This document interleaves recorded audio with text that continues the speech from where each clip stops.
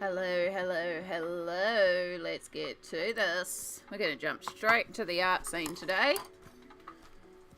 Kia ora, everybody. How are we going? I hope we're doing alright today.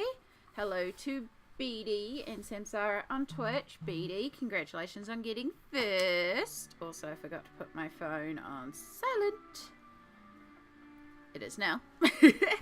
And over on YouTube, the Fiction Kitten. Hello. The Fiction Kitten is a lovely new friend I've made for the Alien Worlds group. So hello there. Just so you're aware, we stream to both YouTube and Twitch. So you may see me responding to chats that you don't see in the YouTube chat. But the chat below me should have both of them. So yeah, you can say hi to each other no matter what platform you're on. We like people to be comfortable in their platforms, so we just make sure we encompass everybody here. But kia ora, everyone. I hope you're all doing well. It is Tuesday. It is rainy and miserable here, but I am excited to get back to Alien Worlds. I am so happy to be back in this book. I have missed it. I have missed it so much. So it's nice to be back into it and feel like I'm at a point with Mermaid where I can tick off. I didn't quite finish everything I've pulled out in my May plans, but I finished off a lot, including some pages I didn't plan. And there's been a slight change. Ignore me while I knock everything over on my desk. There's been a slight change of plans in that we will be travelling on Thursday. And I will be away for a little bit. So yeah, so now the plan for the last couple of days has been finish off anything I'm not taking with me. Trying to film like a part 1 of completed pages, just in case I can do my end of month wrap ups. I have to like film everything that's not there because I'm probably going to be there at the end of the month, and it's a thing. I don't know. We'll figure it out. It is what it is. If completed pages is late next month, it's late next month. That's what it is. But I am excited to get back to this. Alien Worlds is one that will be coming with me because I freaking love this book. And I'm just excited to get back into it. So we're carrying on. You're also working on Alien Worlds and travelling on Thursday? Coincidence! I am excited to see what you get up to, Fiction Kitten. It's so cool. So I still have to go back and do the start of my book. When I found Candace's video about the Buddy Colour Group, it was right when she posted it. It was the day she posted it, and I had just made the decision that I was going to work in this book despite the fact there is a whip, and I had decided I was going to work on this glorious solar giant. I made the plan and then I saw the video, so I started at the solar giant because that was what I'd had the inspiration for. And then of course we have our apex predator. And now we are working on forest intelligence. We will finish off these guys and then I'm going to go back to the work backwards essentially. So we'll do the big double page spread. Then we'll do the asteroid belt. Joy. So many rocks. And then I'll do all the starting ones. So that's kind of my plan for this.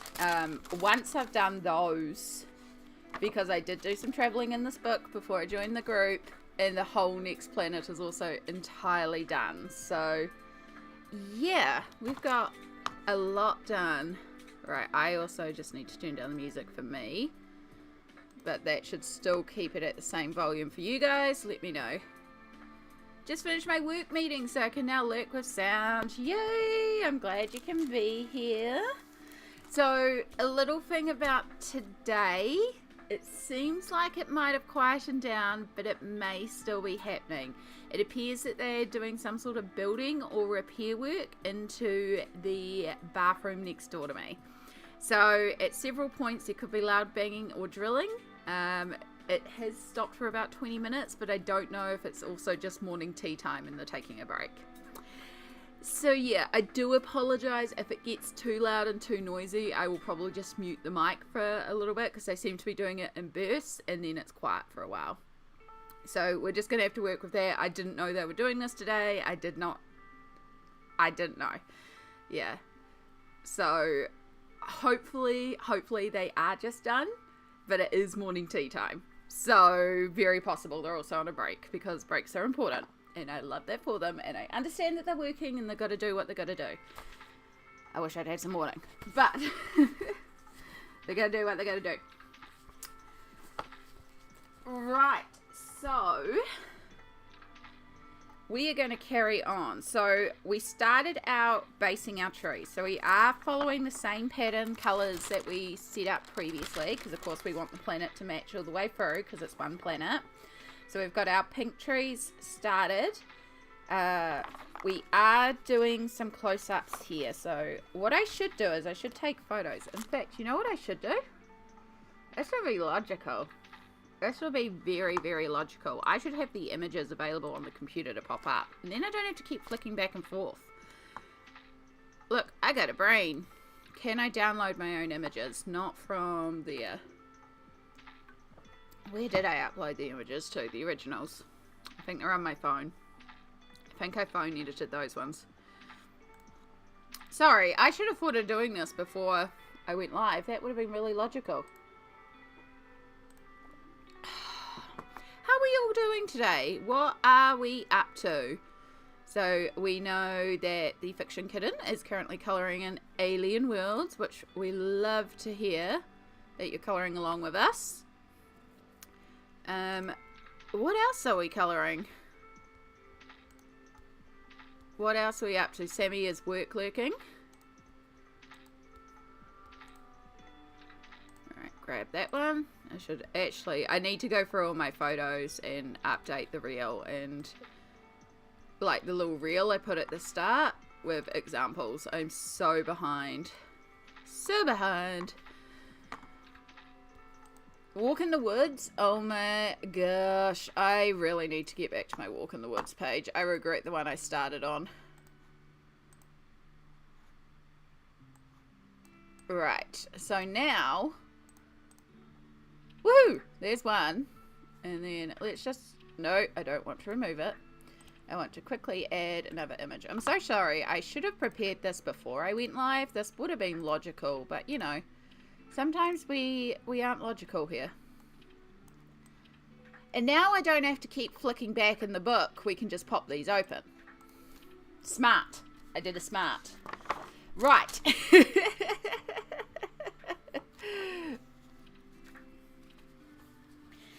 So the plan for this is for the bottom of this plant here, we are going to carry on the pink because, you know, we've created these pink trees. Not so much in that one, but especially in this one.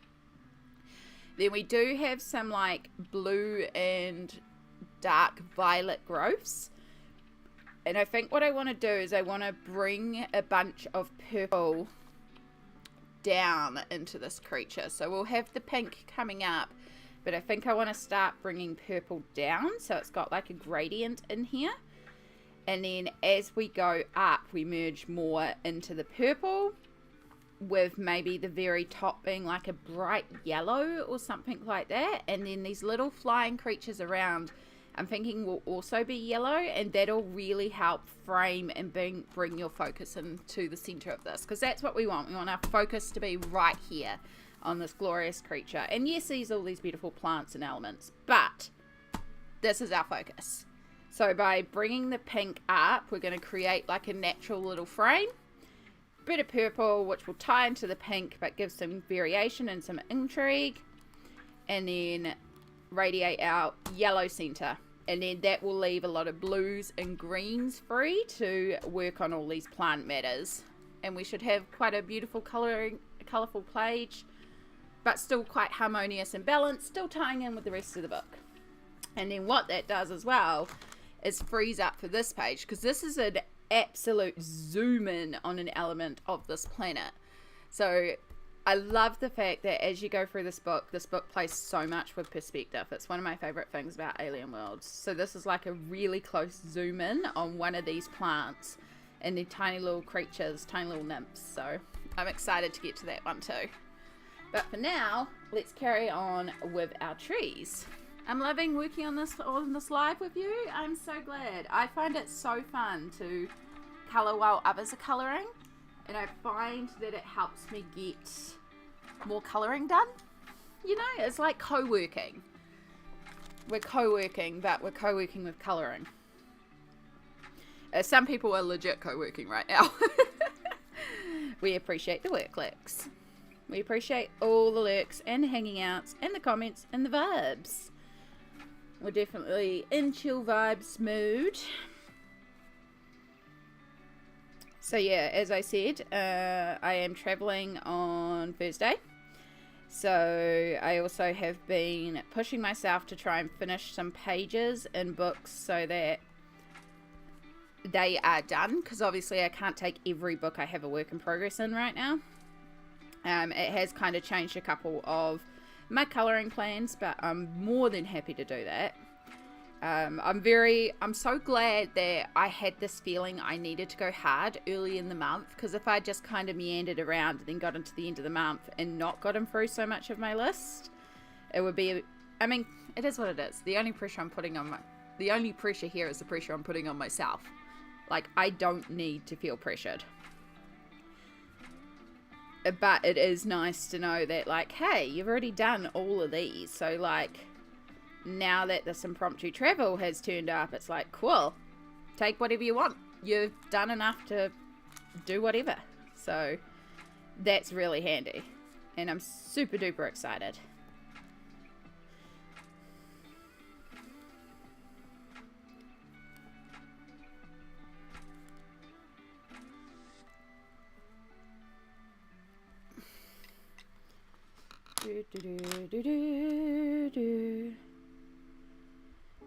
So yeah, one of the things that I want to try and figure out and pack is a little travel colouring kit again. Wow, you're going really loud again for me.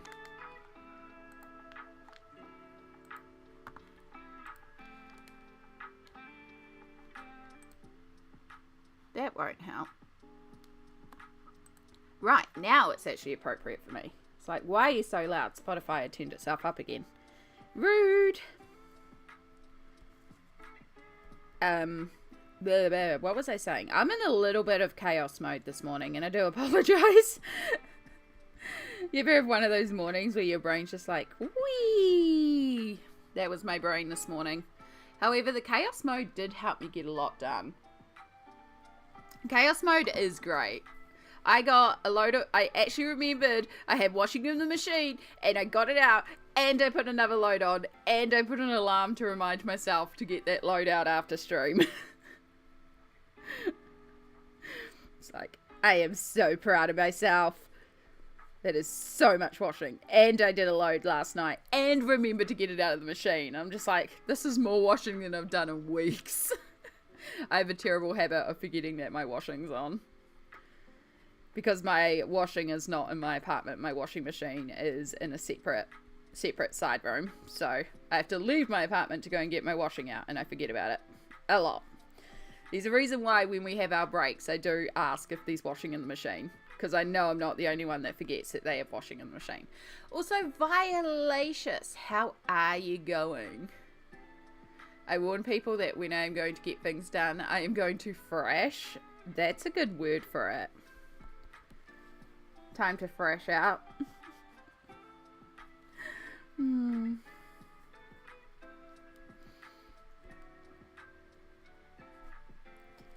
Alright, so we're just starting with our Thistle here, which is our dark shadow colour. Luckily, Kerby very kindly puts in a bunch of shadows for us. So we kind of have like guidelines on where to place everything. So it's just a case of placing it.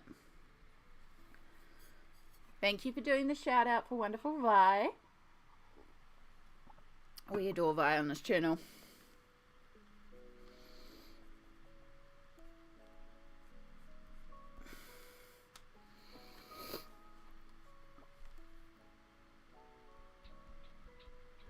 So there's going to be a lot of pink on this page. I'm not mad with that.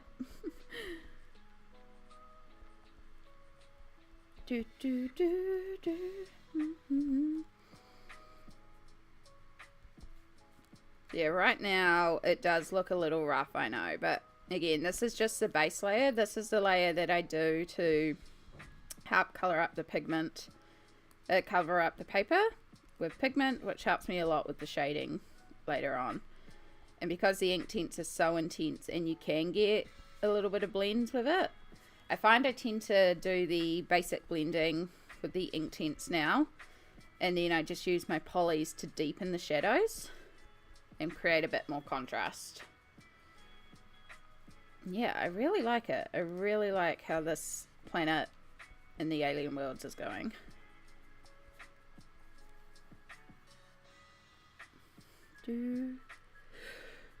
Oh, excuse me. Oh.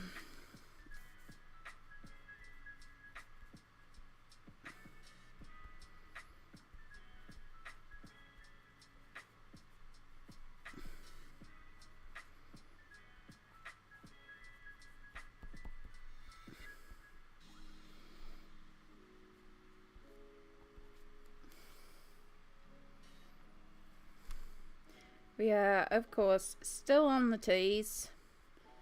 Loving my tea at the moment. We are on a strawberry, raspberry, and loganberry from Twinings, and then a pomegranate from Red Seal.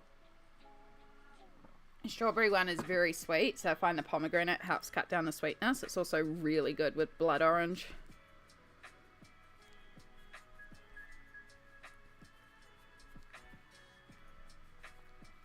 Oh my goodness, I am so sorry.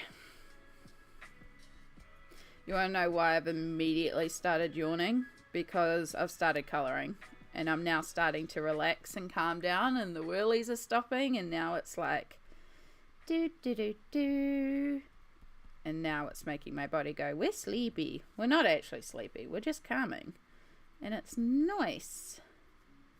I love colouring. Getting in the zone.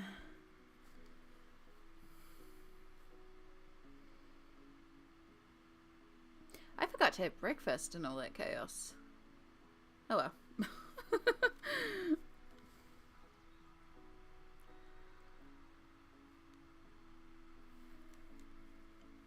It's not a hard one because I have leftovers from last night that I'll be eating, so just chuck it in a microwave when I'm ready.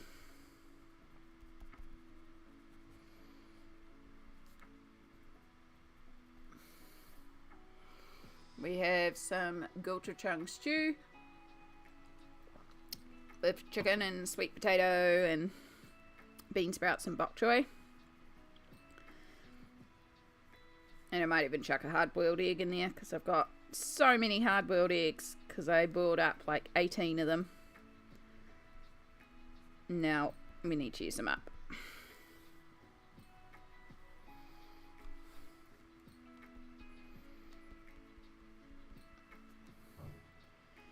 Do do do do do do do do do.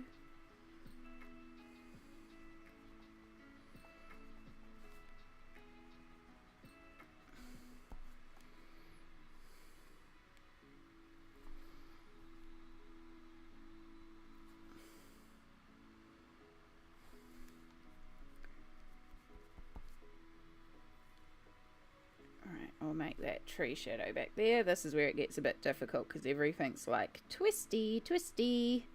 It's like at what point is it tree and at what point is it other plants?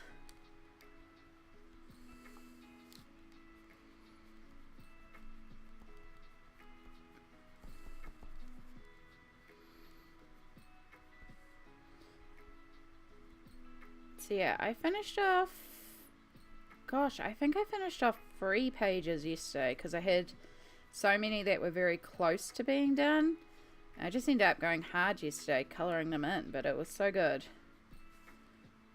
It was such a good day. Again, I literally had nothing planned all day and I just got to colour and it was wonderful. And I really wanted to start working some other stuff, but I was like, nope, we're going to finish what we got because, you know, get it done. And I'm glad I did.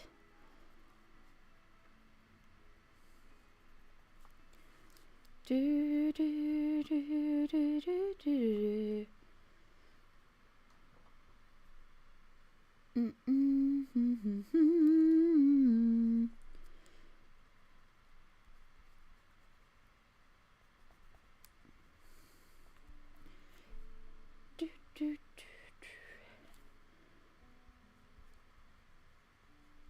I'm so happy to be back in Alien Worlds. I also have to remember to take some photos of the mythographic page so that I can send them through to my buddy, because I forgot to do that yesterday, but the light has been terrible and I don't think the light's going to be much better today for taking final photos. So yeah, I went through my mythographic by Kerby Rosanes as well, same illustrator. That is one of my most completed books. And I went through and counted how many, like I knew how many individual pages I had left, but I counted out the spreads that were left and if they were single or doubles. So I only have 19 spreads left in this book, which is incredible. Like, it is really getting there. I think it's at 65% completion. And so there'll probably be a few more Mythomorphia spreads coming up. Cindy, Mindful Griff, and I have already decided on next month's one because we're going to use each other to help us get through this book. So I created a list of what I had remaining so that I could find out if there was any pages that I hadn't done that Cindy had done and vice versa. Like, we knew, because I've done a bit more than Cindy, so we knew I had more pages done. So there'd be a bunch that I'd done that Cindy would need to do that isn't a buddy, and would try and buddy up on the ones that were remaining. Unfortunately, there's only one page that I haven't done that Cindy has done, and it's my other work in progress, which is the Kitsune page. So I was like, well, that's okay, I'll just get to that Kitsune page and then we'll buddy up on something else. So yeah, we've chosen the turtle page, which I love. It's so cool. And that's the next month. And we may even have some months where we try to do 2 pages, because we both kind of want to try and get through a lot of the book before the new book arrives. And the new book comes out next year. So while it won't be like 2023 where we were pushing to finish the book, I am going to try and do 1 to 2 spreads a month in Mythomorphia. I think I'll aim for a single and a double, if that's okay by Cindy, and be like, cool, we'll choose a double single each month. So it'll be like 3 individual pages, but 1 double spread and 1 single spread. And then hopefully we'll get a bit more done in that one too.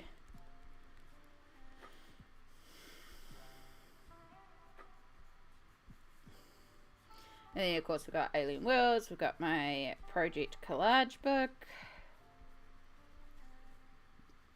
Those are my only project sort of books, or books that I'm kind of focusing on.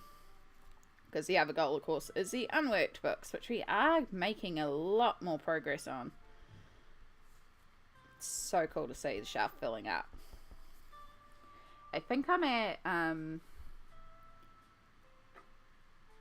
last month I was over 50%, and I wouldn't be surprised. We're definitely hitting 55% this month, and I might be closer to 60. I haven't actually calculated it, but yeah, it's starting to come together.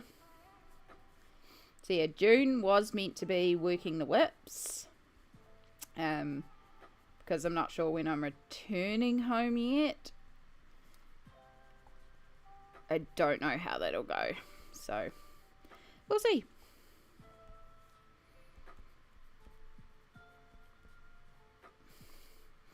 So excited.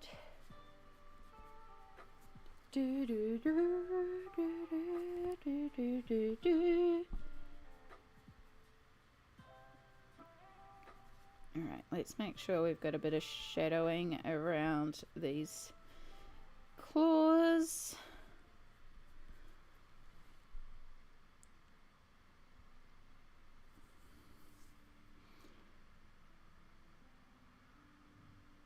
Right, I want to start infiltrating some of the purple down, so I might have gone a bit high on the thistle, so we'll stop there and we'll keep working around here, keep building it up from there. So we've got a bunch of the bubbles.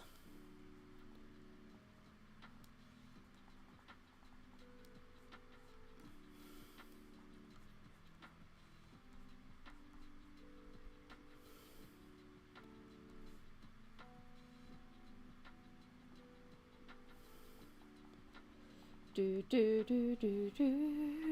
hope everyone's Monday / Tuesday is going well. It is of course Tuesday here in Aotearoa. It is a wet and miserable Tuesday in my particular region.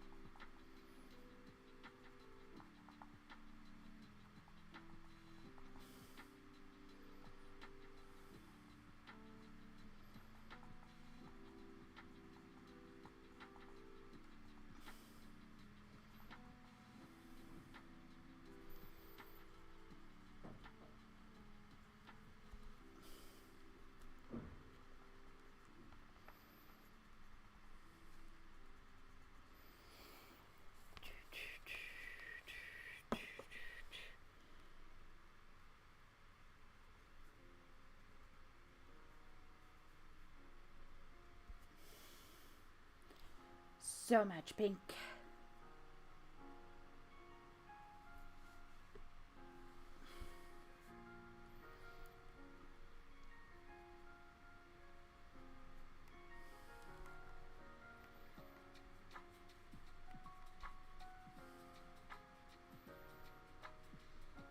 It's going to be fun when we do this one. That's a close-up, because I'll need to decide which point of the tree or the background it's zooming in on. Hopefully it might say, because it may not technically be red there, or we may need to do some sort of bokeh effect or give the illusion of trees, or I don't know, you know, if it's like a real close zoom in with the background out of focus. Well, is it zooming in on a tree? Are we still seeing the sky? It's going to be fun. So it might be a red and pink bokeh background, in which case the glitter may not be applied, but that means we can put the glitter somewhere else. Hehehe.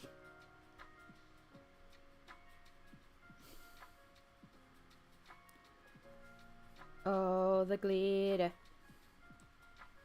Do do do do do do do.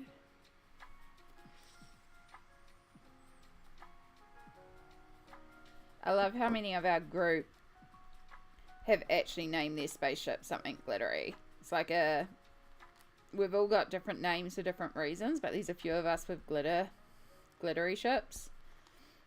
Even though mine's called the Galactic Glitter Path, I am going with that idea that we came up with, is that it's not a glittery ship itself, but it is searching for the sparkliness areas of the galaxy.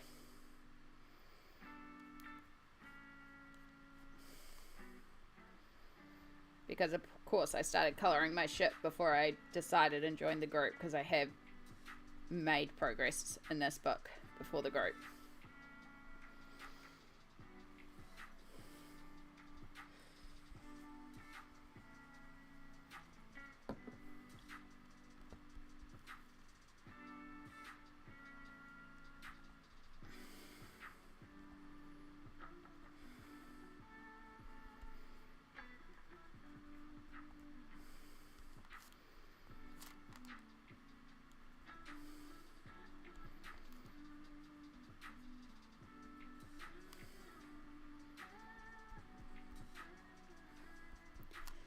Do, do, do, do.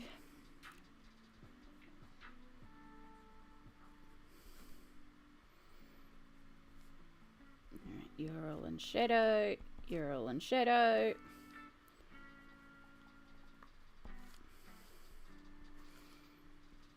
And then let's make sure we get a good shadow around here, though some of that should probably be purple, so I might need to come back to that.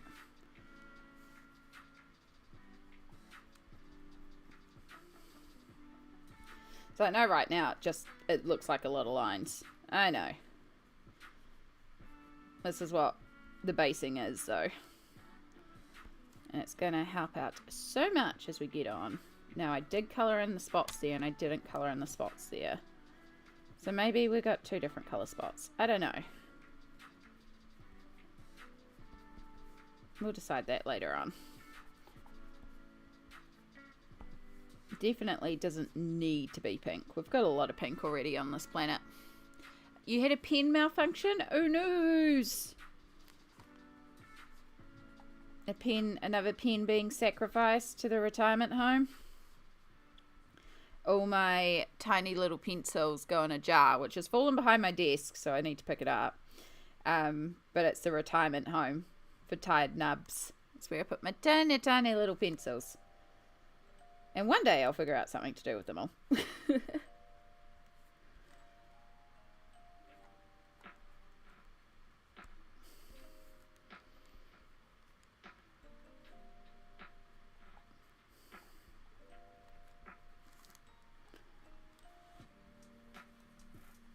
Probably need to go through my case and actually... I mean, I need to put my polys back in order because they're so out of order. But then probably need to sit down and pull out because several of them really are at nub length and really need to be swapped out. I have learnt from last time I will be bringing my spare polys. We will not have the disaster that happened last time.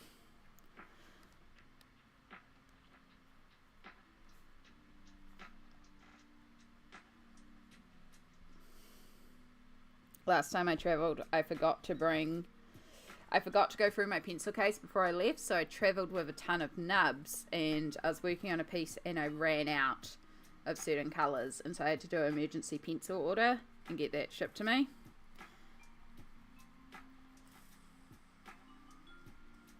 Which isn't the worst thing, because I will use the colours, and I did order colours I go through a lot of. That was just a pain. So this time we will remember to bring the spare pencils. I don't exactly know why, but it stopped working, and then I tried to get it to work, ruined the tip. Oh no, I'm so sorry. Is it like a marker or like a gel pen, or guessing if you ruin the tip it could be like an alcohol marker or a water-based marker. Oof. I'm sure you'll be able to figure something out and make it work though.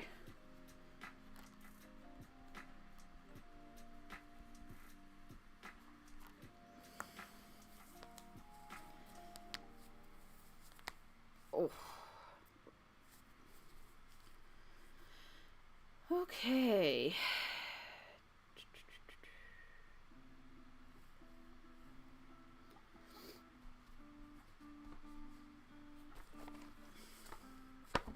Ah, there's my color charts.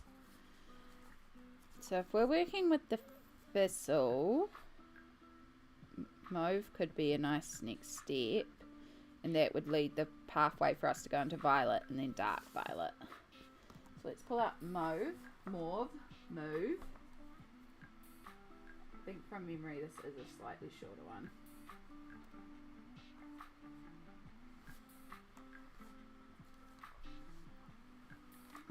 It was a Staedtler fine liner. I'm sad because it was lime green, my favorite color. Oh no!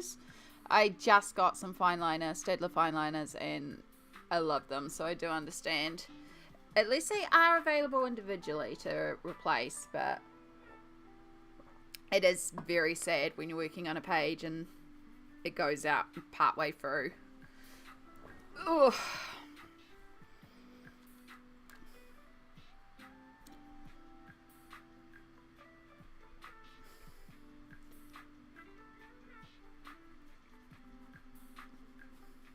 hope you can figure something out.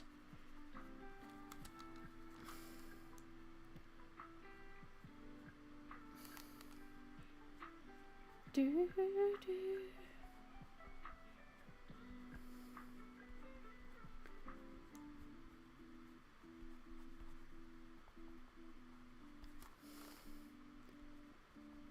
Right, making sure we get some drop shadows around here.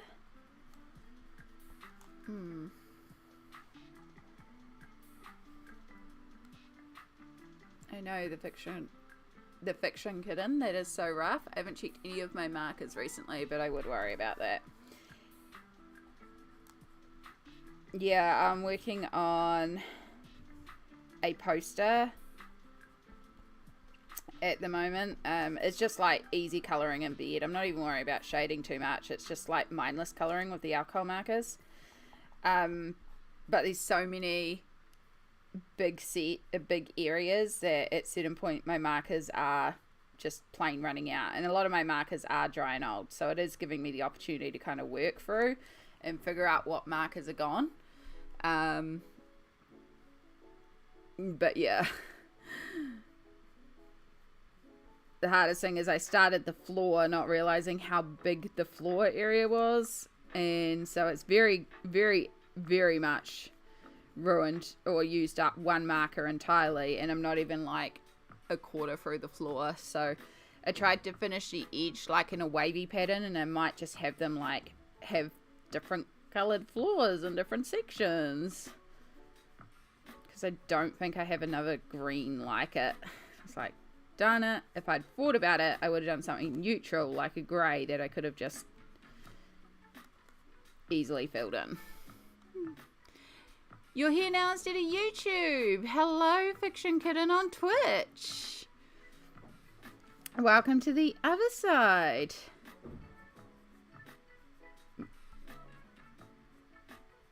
As I said, I stream to both platforms, so sometimes we get more on Twitch, sometimes we get more on YouTube. It's just wherever you feel comfortable, feel free to hang. That's it. We've got a few people that bounce between platforms as well, so don't worry. I find it much I started off streaming on Twitch, so I'm very comfortable streaming on Twitch, but because Twitch changed their policies and allow us to now dual stream, I can also do YouTube, which is wonderful.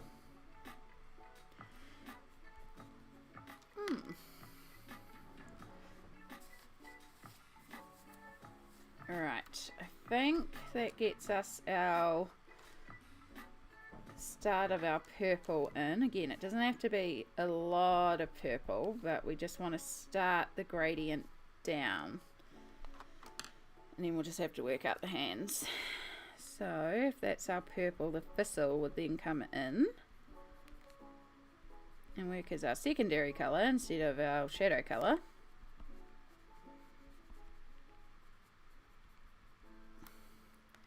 Do, do, do, do.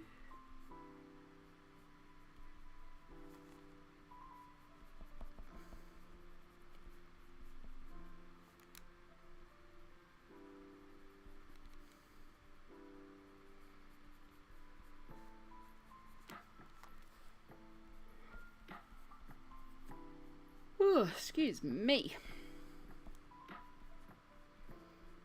We might have to have a cookie soon. Sugar, sugar, sugar. Did I bring my coffee stuff over? I still have my coffee stuff here. I just don't have a cup for coffee stuff. I just have my teacup.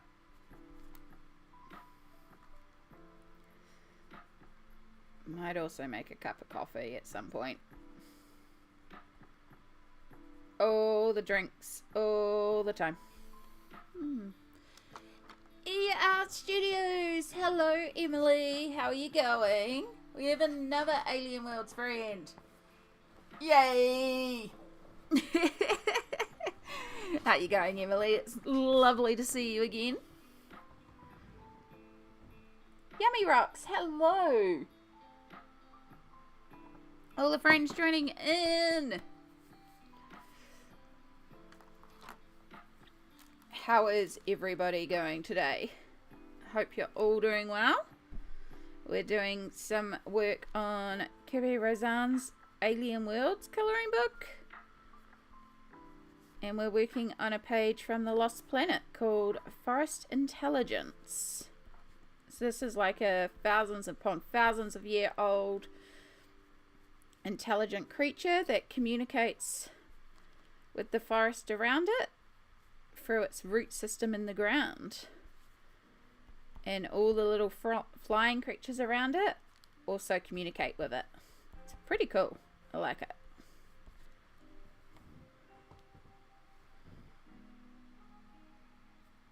How am I? I'm doing fantastic, thank you. Tons and tons of colouring. I finished off a bunch of pages yesterday. I am going to be travelling soon to see the wonderful Sammy, and I'm so excited to see her again. And yeah, just really, really good times.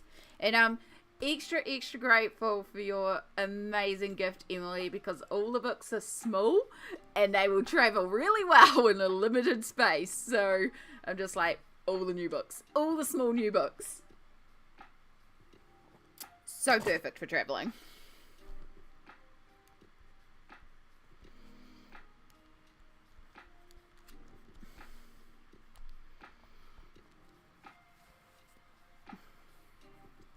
I'm definitely going to need one of those gloves.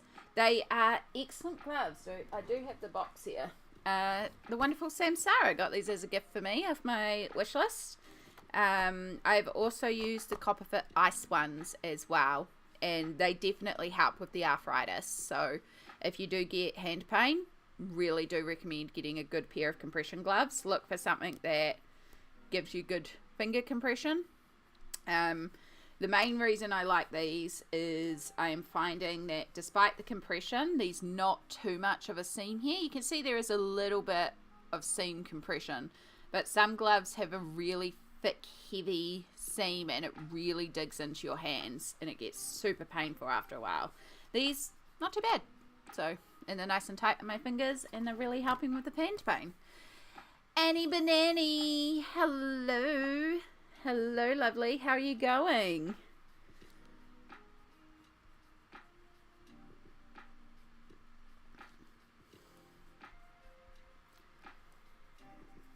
I love that we just yell each other's names. Honestly, yep. The wonderful Pencil Butter, who has just returned to streaming, and I'm so glad because I have missed the way that she high-pitched screams my name when I turn up to stream. It's been a running joke for years, and I can't even attempt it. I don't know how she does it. It's the highest, like, Amy? Something like that, but it's, like, loud. It's incredible. And every time I come in, it's just like, hey!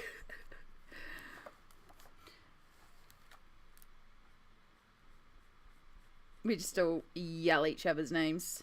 It's because we're all hyped to see each other. I'm telling you, I know streaming is like just hanging with all my friends, and all my friends come in, and I'm like, hey, hey, hey. So I get hyped.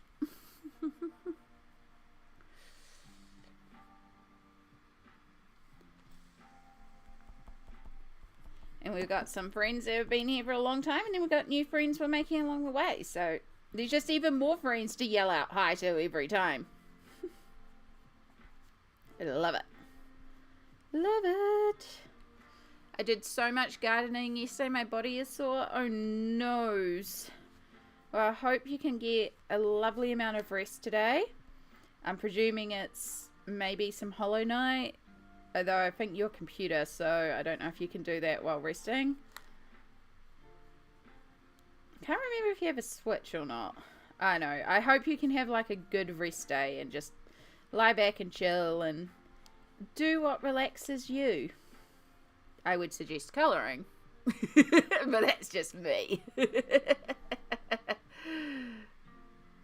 You did a Hello Night rando this morning? Nice. I've been on such a colouring grind that I haven't even been playing any video games, and part of me misses it. I am going to make sure I charge my Switch for the bus journey because I got 14 hours to kill, and you can get a lot of Stardew done on that. But I've also just been in like colour mode, which has been amazing. It's like, wow, if this is where the spoons want to go at the moment, this is where the spoons are going.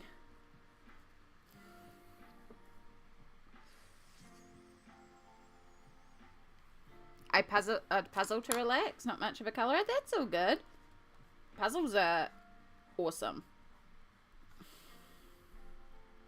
Honest to God, I have a colouring app on my phone where it's literally like you just press a number to colour in sections. It's like, it's just me going tap, tap, tap, tap, tap, tap, tap, tap, tap. And it kind of feels like a jigsaw puzzle because you're hunting where the numbers are. It feels more jigsaw puzzle than colouring to me, but it also has the colouring vibes. And I will quite often do that on my phone in bed as a relax of like, I want to colour, but I really cannot mobilise right now.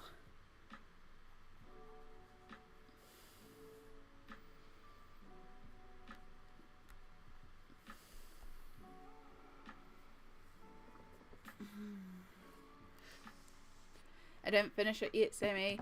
My partner took me on a date, so I put it down for now. That's so sweet. I got Pokemon Snap today. Ooh.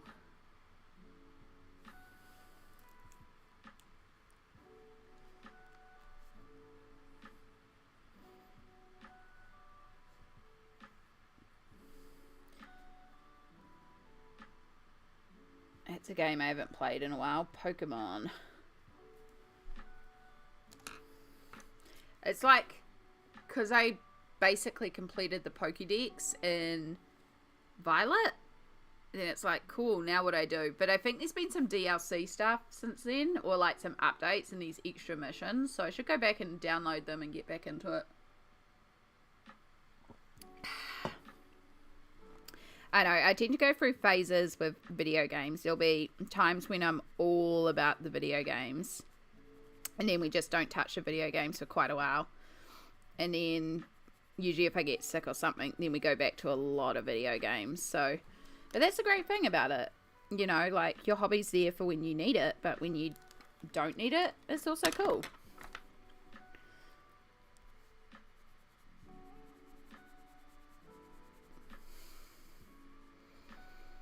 Same with how like sometimes I go all out on podcasts, and then sometimes it's all audiobooks, and then sometimes it's like YouTube videos or movies or anything like that. It's like I go through phases of this is what I'm listening to at the moment.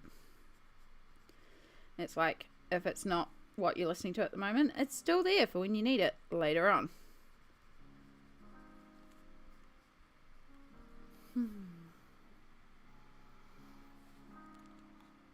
I just brought a pack of puzzles. They're Disney paintings by Thomas Kincaid. Oh my gosh, Annie. So,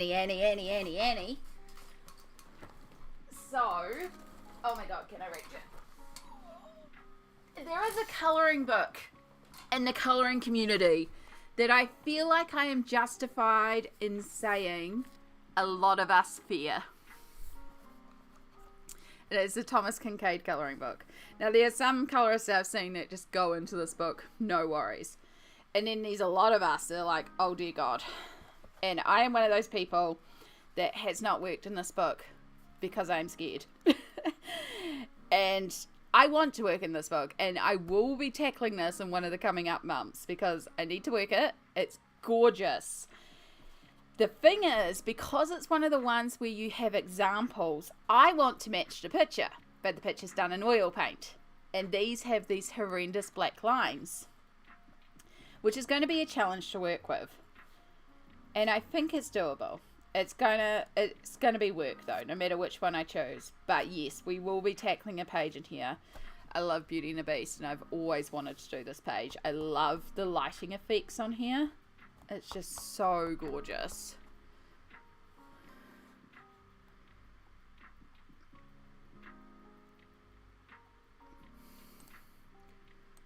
I'm obsessed with Disney by Thomas Kincaid. Heck yeah. He's actually a new Thomas Kincaid Disney book. I mean, it's Thomas Kincaid Studios, not Thomas Kincaid themselves, but the studio still produced the gorgeous work. So yeah, this will be on the plans. We will be tackling something in here. It's just, this is like a challenge book. And when I ordered this, I thought I was ordering the big version, because it does also come in a really big coloring pad. And I was like, the bigger one will be easier. So I thought I was ordering the bigger one, and I was not. I was ordering the little one. So we've got all these tiny, tiny little details. But yeah, I'm going to have to choose a page that, like, obviously not this one. This one is when we've figured out how to color in the book, because I love this picture. I love the lighting effects on this page. It's just that soft golden light and that cool moonlight coming in that side. So we've got two light sources. I love that sort of stuff. I love my lights. So yeah, we'll figure it out. We'll figure out something for it. But it's going to be interesting. Yeah. I won't need every single one of those as puzzles. Yes. A gorgeous, gorgeous artwork. But yeah, it's just like trying to figure out how to produce oil effects with pencils. And I have seen people do some glorious things in there. I've also seen a lot of people talking about how scared they are to work in there. So, and I get it. I get it. But if I can figure it out, I think it's going to become much, much easier. So yeah, it's just a case of I need to choose one, not my favorite one, but choose one that if I ruin, I'm okay with. But, well, it's not ruining, because we'll be learning from it, you know? We need an experience page. And while the result may not be perfect, we will level up because we would have learnt something. And just hope we have some sort of fluke and succeed. But yes, that will be coming up in the future. Obviously not this month, although there is Little Mermaid pages in there, so I could have technically done one for Mermaid. But I also knew that one would be like a lot of work, and so that one's like a month where I don't have particular challenges. That'll be the challenge for the month, is just working in that book. So like next month, for example, was meant to be working the whips, which it may still be. We may just move that to July, just have a specific month just focusing on whips.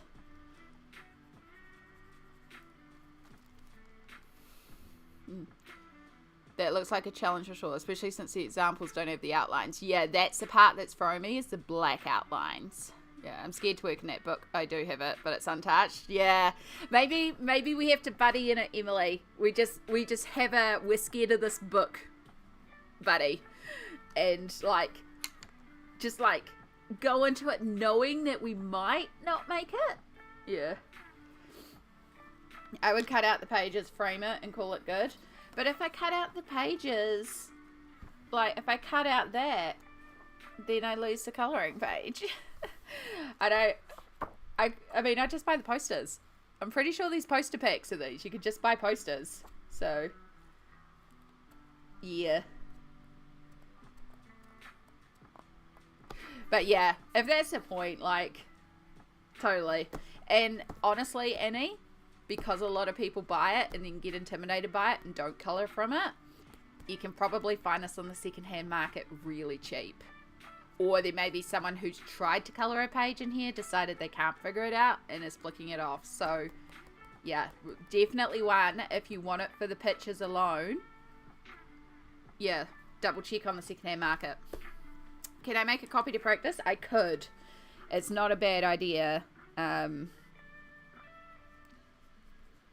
But then if I, like, make the copy and it works out well, I'm going to be gutted it's not in the book. And then that also wouldn't necessarily be the same paper, because paper can make a big difference. I don't think there's a tester page in here either. Whoops, so sorry, just hit the camera. No, there's no tester page. See, like this one, I hate how solid black they are, because this is not solid black. This is yellow and brown and purple and grey. This is not black. So the fact that we've got so much solid black really annoys me on this page.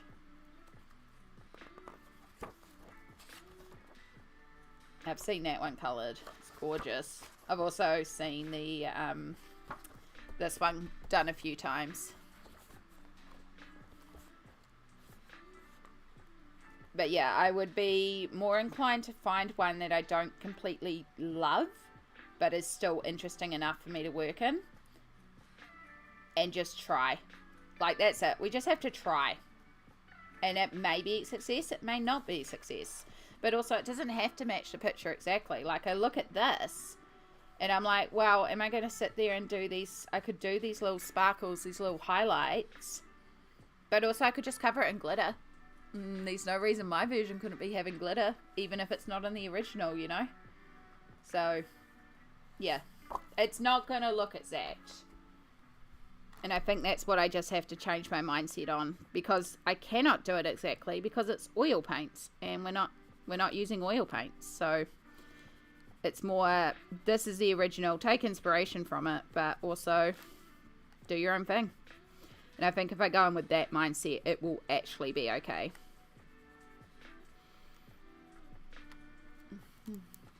Make a copy. Don't try to colour it. Just do patches of different techniques as tests. Yeah, not a bad idea. Probably something worthwhile to do to practice covering the black lines. But again, paper is going to also make a difference to the media applied. Also, it's been an hour. It's already been an hour. So, for those that don't know, every hour we put down our pencils for 3 minutes and we do a bunch of self-care. This does align with Twitch and their hourly breaks. So, if you are on Twitch, I do apologise. You may go to Adland. I hope you don't. But we do put down our pencils and do some self-care. So, grab yourself a drink. Grab yourself a snack. I need to take meds and I need to do some stretches.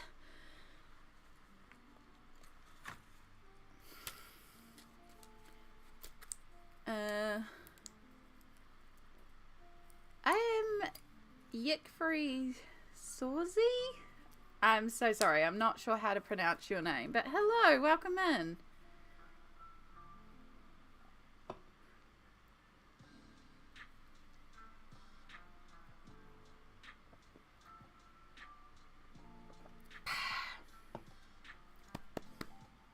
Right, there is our medication.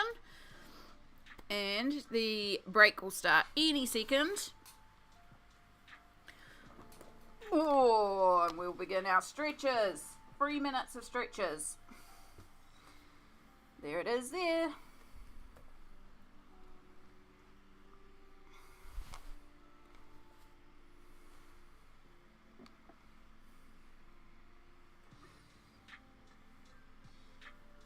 I've really got to edit that add command so it's not so long.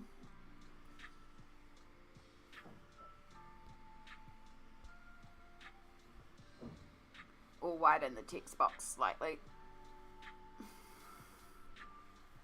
Oh, right, all the stretches.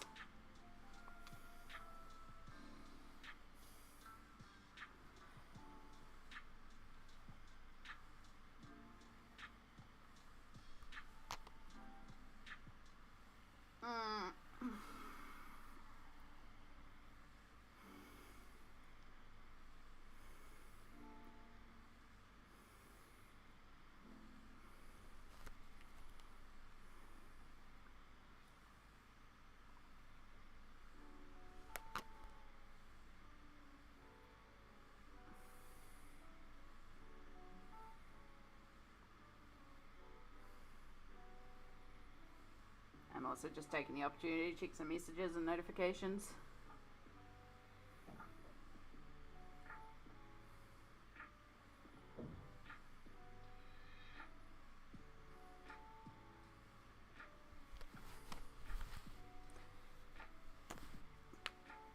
Oof. Hand stretches. Hope you're all taking this opportunity to self-care. Get a little stretch in. It has been an hour.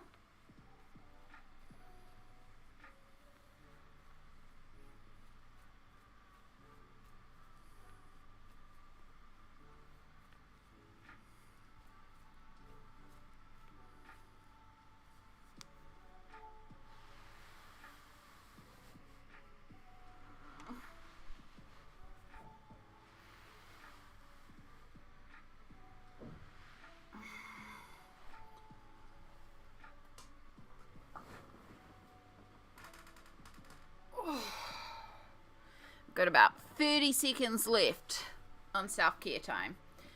Artsy Endo, hello. You just joined us in the middle of our little self-care stretch. So we've just got about 30 seconds left of stretching. I'm doing fabulous, thank you. I'm doing really well. I'm so happy to be back in Alien Worlds. I love this book. Yeah, we're just having a good day. We were just a little distracted talking about the Thomas Kincaid Studios colouring book and approaches that we need to take to tackle it. But yeah, got about 10 seconds left in self-care and then we're good to go.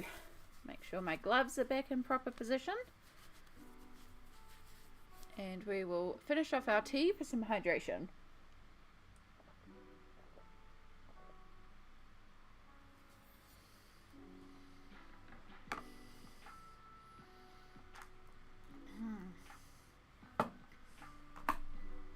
Let's get that jug boiling.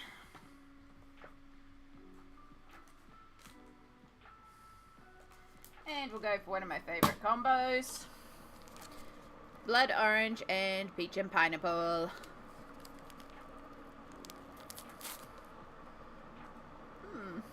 Food has been ordered. Well done, Annie. Well done. And everybody, welcome back from the break. I hope you took this opportunity to do some self-care and looked after yourself. I should have boiled the jug at the start of break. I'm very sorry. So, excuse me while the jug boils for a moment. Just came in and saw the Disney book. Finished a page in that book. It took months. Oh my goodness. Still haven't found the courage to try a second one. Yeah, I haven't tried colouring in it yet. I think I've been a bit intimidated and I just have to get my head around the fact that it's not going to be exactly like this example image. And if I stop trying to produce that and just produce what I can, but also the black lines annoy me so much. I wish they were faint grey lines.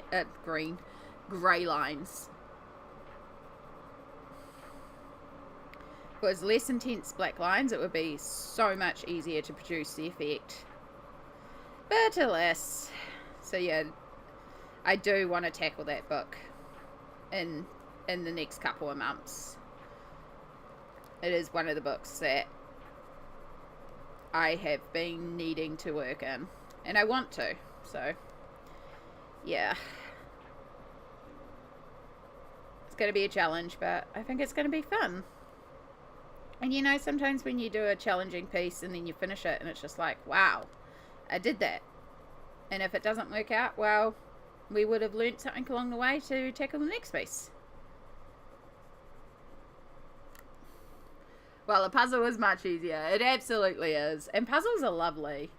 Back before I did art, like, I mean, I've always drawn and stuff, but back in like 2013, when I was in the middle of my mental distress, one of the things that I used to do, because I didn't have a lot of money, was I go to the op shops a lot and I would buy DVDs and series and stuff like that to watch overnight when I couldn't sleep. But then I used to buy puzzles because they would have puzzles for like $2 or $3, and so I'd buy like 5 of them and I would do the puzzles, and it didn't even matter if the picture wasn't completed, although they would claim that they were completed. And so I would make the puzzle up and then be like, cool, I've done the picture, take a little photo of it and then print that out to put back in the box and put a note if any pieces were missing and donate it straight back to the op shop. I used to also get like piles of books because I'm a speed reader, just things to help me get through the night because I wasn't sleeping. And that was just like quiet activities. I still really enjoy a puzzle. I have several puzzles around here. In fact, I've got some puzzles I have never ever opened that were Critical Role puzzles. And one day I'll open them and make them.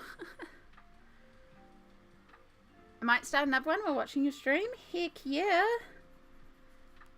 I love it. We are a very good chill out stream and a puzzle seems like an excellent thing to do. One of the things that I want to do, speaking of puzzles, sorry, we're getting distracted again. We get distracted a lot here on stream. So if you haven't seen this book, this is 30 Days of Creativity by Joanna Basford. So this is my art journaling colouring book. So the idea is, like, some pages I just completely decoupage over, and then some pages I colour in what's there, but I add in my own elements. It'll become more obvious as we start moving our way through the book. So like this one here, I've got an idea for where we will be decoupaging on here, but I'll also be drawing on here and then colouring and a few different ideas. But one of the things that I thought would be cool to do, because there's some pages in here that is like possibly the text one, is to photocopy a page. I don't know if I do it before or after it's coloured. I've got to decide that. But then cut it out like it's a puzzle and then re-stick it in as it's a puzzle, but like slightly ajar. So some of it will line up perfectly, but then have some loose pieces stuck on. So like this would be a good example of photocopy it, cut it out like it's a puzzle. So we like rebuild the puzzle so it's perfect in some areas, but then we have some loose pieces scattered over here. I think that could be a really fun look for a page. It's an idea that I've had for a while, but it doesn't work in a lot of colouring books. But this one, I could see it working in. Yeah. Pencil Butter! Hello! Hello, hello. How are you going, lovely? It's wonderful to see you. We're talking about the high-pitched Amy that you do when we stream. We're talking about how we just kind of yell each other's names as we all arrive in. How wonderful it is. I hope you're doing well, lovely. Love the cozy vibe in the background. We love the cozy vibes here. There's a reason I live in blanket hoodies. Blanket hoodies, cups of tea, and cozy vibes. It's where it's at. Mine is not exactly the same, but it was the first page I started to colour, not the first I finished because of the months it took. I took really long breaks. Hey, it's still valid, and it's still a massive achievement because I know that book is sitting on a lot of people's shelves, I can word, and, you know, it hasn't been touched because it's scary. It is a scary book for a lot of us. So, you know, you achieved a page in that book, and that is awesome. Celebrate that.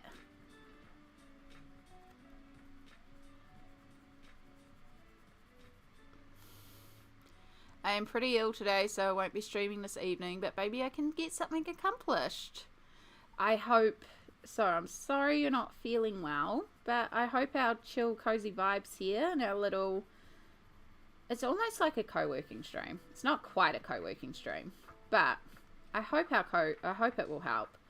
I would like to get to figure out how, and I might have to talk to my smart bot friends,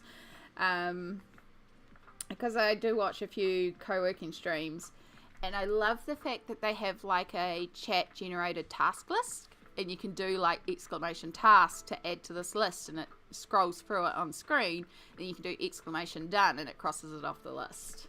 And I like that because I know a lot of us here hang out here to do, you know, your own colouring or your work lurking or different things like that. And I was like, that could be kind of cool to put in, even though we're not like a pure co-working stream because we don't do the mic off for a while and then mic back on, but it might help, you know, if you're here trying to get things done, and it's like there's a task list that you can see and we can all work together, and we all get that little piece of endorphins when something gets crossed off the list, even if it's not our own.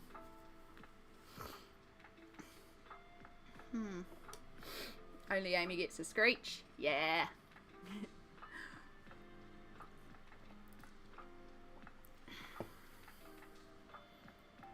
But the black lines bother you. You line, it bothered me. Try the Winsor & Newton white ink. It doesn't totally cover it, but it helps out quite a bit. Okay. And you're still able to work over the Winsor & Newton white ink with no issues, with pencils and stuff like that? Because I have tried using gouache and other bits and pieces, but a lot of the time it leaves a texture that can be quite difficult for the pencils to work over. I do also have Liquitex white acrylic ink that I could try as well. That could be an option. That might be fun to play with. First thing on my list was to make a list. I got to scratch that one and got some cake for celebration. I love that. I have quite a big list here. I am also a list girl. Gotta have your lists.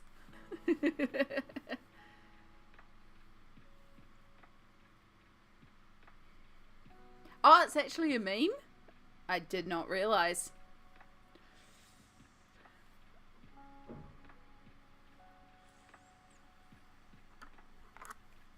Sometimes I feel very, like, not in the know with internet jokes and stuff like that. But that's all good. It means you'll get me a lot. But yeah, these times people will just be talking about stuff and it's like, am I meant to know this? Right, I'm not sure if you're tree or plant, so I'm just going to do you dark purple because I feel like there's too much open space over there, especially compared to over here. Because all those growths there.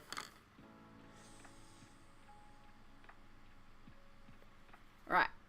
And this is when we start moving into the purple. So we already pulled out the mauve. So let's pull out the violet and the deep violet. No. Yeah, deep violet or dark purple? No, dark purple can be our final.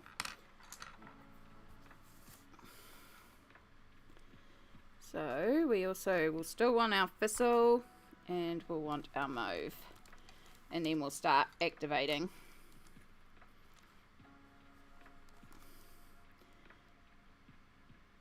And I'll figure out what we'll do for those central spiny bits. I just used the dark purple and you should really be up there because you're the darkest of the purples. That's okay. That's okay. We'll make it work. We'll make it work.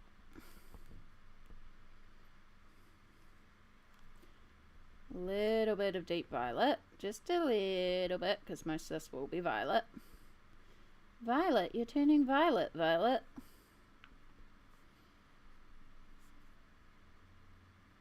And then we have to figure out these arms as well. I think they'll probably do like pink most of the way, maybe a touch of the purple bleeding into it. A violet, and then all these little dots that are on here we will come back over with like a paint pen or something and bring those out, especially if we do the centerpiece a different color.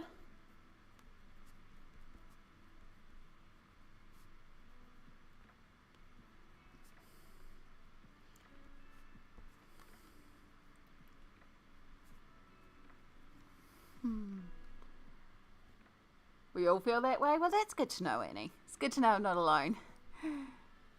Yeah, 5-stream streak. That's fantastic. Yes, if you use a light layer, if it's too thick, you might get some crumble when you use your pencil. But if you do 1 or 2 light layers, you shouldn't have any issues. Okay. Yeah, Vi was talking about that before. And I can definitely photocopy it to try it. The issue will be that then the paper doesn't match. But it could be worthwhile to do some playing with. And because I've got the Liquitex white, I could try it with the Liquitex white acrylic ink first. So it's not a bad idea just to play and see what we can achieve. But yeah, it might just be a case of we just find a way to work the black lines in. Like as long as I put enough contrast in there and then use some paint pens to block out in other areas, I might be able to work around them to an extent. But again, it's never going to match entirely because that book has the oil painting texture and it's oil painting. So it's never going to be exact. I just think it's going to be interesting to see what we can achieve. I just need to get into it. I just need time as per usual.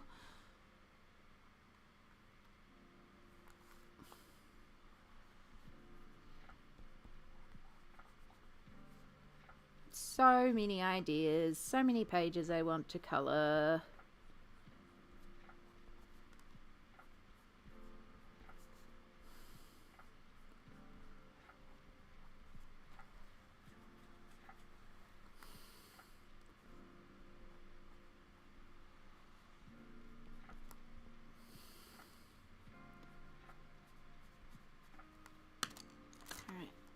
bring back in some violet.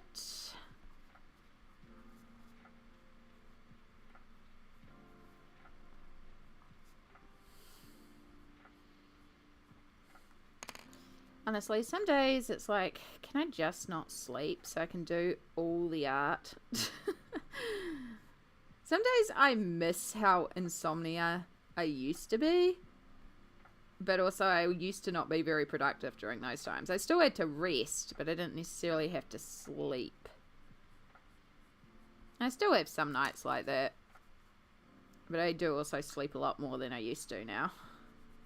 Which I suppose is a good thing. But also, I just want to be free to be productive. But also, sleeping is productive because you're looking after yourself. And self-care is important. And rest is important. And I have to keep reminding myself of that. Time is so weird. It really is. Like, the way it flies by at times and then is so slow at other times. The blink and you miss it moments. It's like, how the heck did that happen? Okie dokie. Now, we get to do some magic melting with these Inktense pencils. So I'm going to start with our darkest purple and then start bringing it down. So that's why I wanted to get all this sort of based out so that we could have our absolute darkest and then start bringing it into the more pink of the tree branches. And now we get to watch the magic of Inktense. I love Inktense pencils.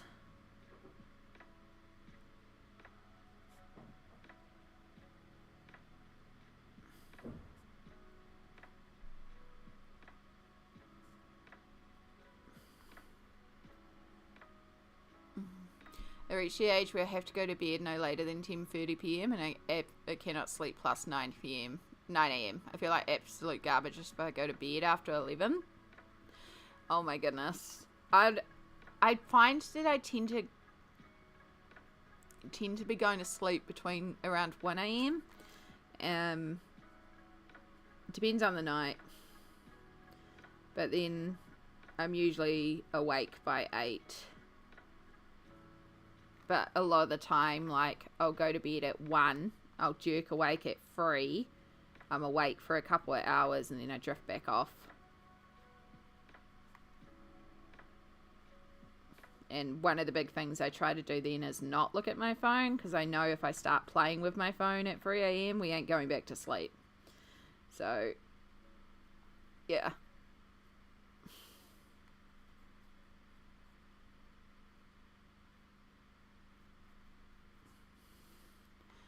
Yeah. Cindy, hello. Hello, General Grift. We have another one of our alien explorers in the chat as well. How are you going, Cindy? It's so good to see you. I'm curious to try gouache in that book. Could get a bit of the texture. Yeah, gouache definitely leaves a texture. And if you try to work on top of it with pencils, it will chew through your pencils. So you either need to be prepared to sacrifice a lot of your pencils or have a set that you don't care about, because it does put down a bit of a sandpapery texture.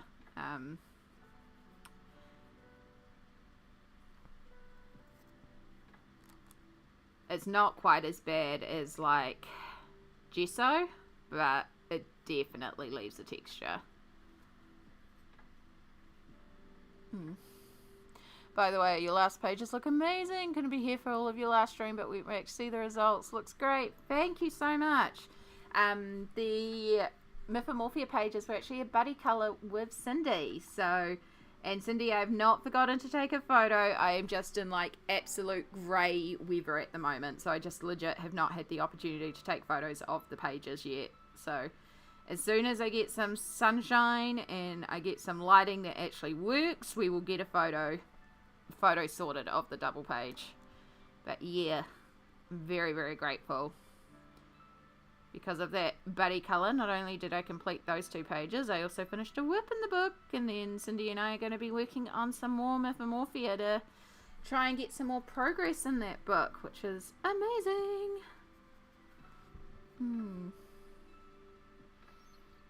I want to stay up and do all the things, but my body knows what it wants and it'll make me pay when I push it. Yeah, and when you recognize that you're at that point as well, it's really good.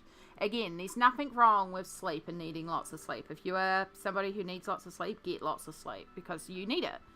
I am somebody, it used to be very common in Roman culture. I can't remember the specific name for it. But there was a time where you would go to bed around when the sun sets and then you would wake up at 2 or 3 a.m. and you would be up for an hour or two, but it was specifically quiet time. So you would read a book or, you know, you do something in very low, soft lighting and then you do that and then you go back to bed for another couple of hours. And that's often quite how I sleep. Like, I will wake up in the middle of the night, do some colouring for a couple of hours and then go back to sleep for a while, and I find that actually works really well for me, and especially for my back, because the longer I stay still, the more my back freezes. So I'm somebody who will get up in the middle of the night and do things, but it's always quiet stuff. I don't let myself go on my phone because I know that's where I go down the rabbit hole and I'm not going back to sleep. So I will do a book, write, draw, or colour. It's just quiet, peaceful activities. I try to even avoid going out here where it's blue light and stay in my bedroom where it's yellow light, which is terrible lighting for colouring in bed, but blue light is shown to keep us more awake, so yeah. I'm usually awake by 8. Yeah, I'll wake up at 8, but I can close my eyes again and push it to no more than 9. I'll have you observed lighting soon? Yes, I'm very aware. And that one, if I can't get a photo before I leave, I am very much looking forward to doing over at your place, Sammy, to have the lighting. Mythomorphia is one of the books I will be bringing in my limited books. Yeah, I understand it, Annie. I mean, on the nights I sleep for 2 hours, I'm still like, that's 2 hours I could have been doing other things.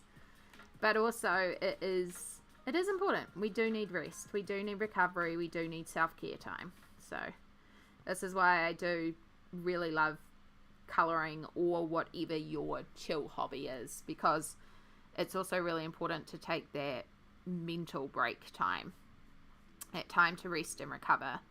And even when I was going through my full-blown insomnia stages and they sent me for like all the sleep tests to be like, why the heck do you not sleep?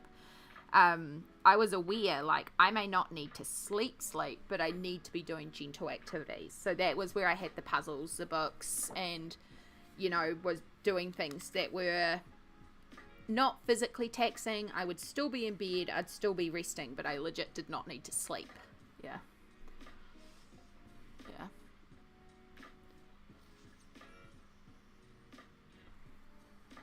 Oh, all gouache for that page. Oh, that would be good artsy endo. I do need to replace my gouache. My gouache is terrible. It's a very cheap set and it's translucent.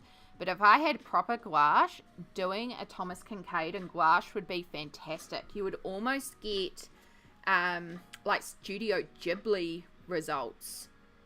Oh, that would be really cool. No, we're not buying the gouache. We're not buying the gouache. We're on a no buy. I'm doing great working on the Mythic World Siren page using similar colours. Ooh, nice, Cindy. Yeah, I need to finish off that one. I've done all the basing on that one. I just haven't started on the pencil details, but we'll get there. Thank you for the buddy support. I'm making Mad Mythomorphia plans for June. Heck yeah, me too. Yeah, I was thinking about your offer about us doing two pages a month, which could be a goal. Like maybe if we did like a single and a double spread each month. Obviously this first month we've got the one that we're working on, and then I'm going to finish off the Kitsune and you've got your ones that you're deciding on. But yeah, we can definitely start smashing out some Mythomorphia, which is exciting. And Amira, hello! Hello, how are you going? My YouTube has not been putting my channel into your feed. Ugh, YouTube. Yeah, I am aware. I don't do good by the YouTube algorithm a lot, and that's okay. I did also take a break there for a couple of months, so there wasn't any live streams and there was only a couple of videos. I did take a bit of a social media break, so yeah, that did stop putting a lot of my videos in feeds. But yeah, a lot of the time I'll be like, I haven't seen any videos by this person in a while, and then I'll go check and they've got like 4 or 5 videos that hasn't been in my feed. I'm like, oh, come on. So rude. Artsendo, I don't know if I would have the skill either. I'm still very baby at gouache, but I love watching on YouTube. There are a lot of people who do like chill painting videos with gouache, and they're painting like Studio Ghibli scenes, and they're just glorious. I'm so inspired, which is the reason why I brought this cheap gouache set to try, and then I learned that my gouache is terrible because it has not got the opacity that gouache is meant to have. It's essentially watercolor. Yeah. Right. I'm not looking forward to my teacher schedule if I get into my program. I have bad insomnia. I'll lay down and not sleep for hours even when I'm trying. Yeah. Yeah, Ghibli style Thomas Kincaid would be amazing. I'll tell you, like... So what we've been talking about, sorry. Also, for anyone that has joined us that is not aware, because I've just did a lot of talking then, I dual stream. So I have both Twitch and YouTube going at the moment. So you may have heard me responding to stuff that you're not seeing in your own specific platforms chat. The chat below me should have both chats, but when both chats are going, it moves fast. So, but yeah, if you see me talking to someone and you're like, I don't see them in this chat, they're possibly in the other chat, but I want you to be on the platform that you're comfortable in. So one of the things we've kind of been talking about a bit this morning is the Thomas Kincaid Studios colouring book. This is an untouched book for me because I think, like a lot of colourists, I kind of am a little intimidated by it. But I do want to work in it. And yeah, gouache, doing this in gouache would be amazing. Like, that would solve a lot of those line issues because it would be opaque enough for the line work. The paper is actually thick enough that I think it would be alright to work through, but you could also put some gesso down first. But yeah, because you've got like these loose abstract backgrounds, you can do those watercolory effects for the background and then use the opacity of the gouache to just start blocking out the details. Oh, it's a good idea. It's a good idea. It's a good idea. Oh. Whoop. Hello, Whoop. It has been a while. How are you going, lovely? It's wonderful to see you. I hope life has been treating you well and you've been doing all the creative things and enjoying all the stuff. I'm learning how to play D&D. I just got a cool colouring book for the game. Heck yeah. Is it the D&D colouring book? Because I have that one on my shelf too. It's gorgeous. I have a disaster whip in there that I am looking forward to figuring out how to fix up. I think I've got an idea on how I'm going to fix it up. Yes. It's so good, that book. It's so pretty, and I hate the fact I haven't finished anything in there because I had a disaster and then I was just like, nah, put it on the shelf for a while. But yes, we need to finish Tasha in that book. I love D&D and just roleplay in general. I need to maybe ping one of my D&D group members because I don't think they've seen the message about getting our group back together. My campaigns have been on pause for a while. I have wonderful, wonderful players who are very kind and understanding about DM needing breaks. So my campaigns have been on quite a bit of a break. But yes, I am a DM myself. I do enjoy playing, but I also really love DMing. It's just, yeah, I find it really fun to put forward a challenge and then the players respond in ways I never ever could have predicted. And then having to improvise from there really throws me off. And for someone who's a bit of a, like, I wouldn't say control freak, but I do like having step-by-step plans. So in all theory, I should not like this because it never goes to plan. But I really like it. The D&D colouring book is so cool. I need to work on it too. So many colouring books, not enough time. Yup. So many colouring books. I'm telling you, we just still need to become octopus. We need to become octopi with multiple tentacles that can each colour a page at a time. And then can do 5 pages at once and still have hands free to play a video game and eat snacks. You know? It's the solution. We just need to all morph into octopi. Done.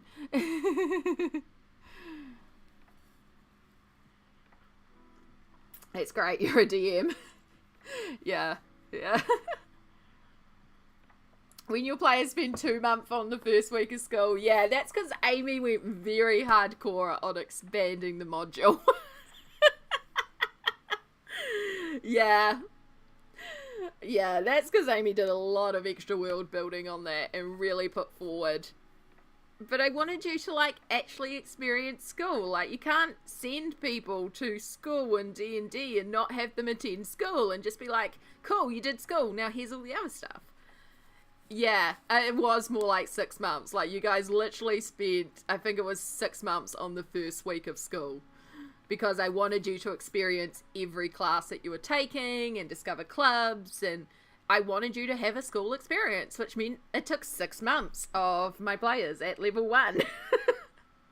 But also, level 1 can be fun, and I think you'll have fun.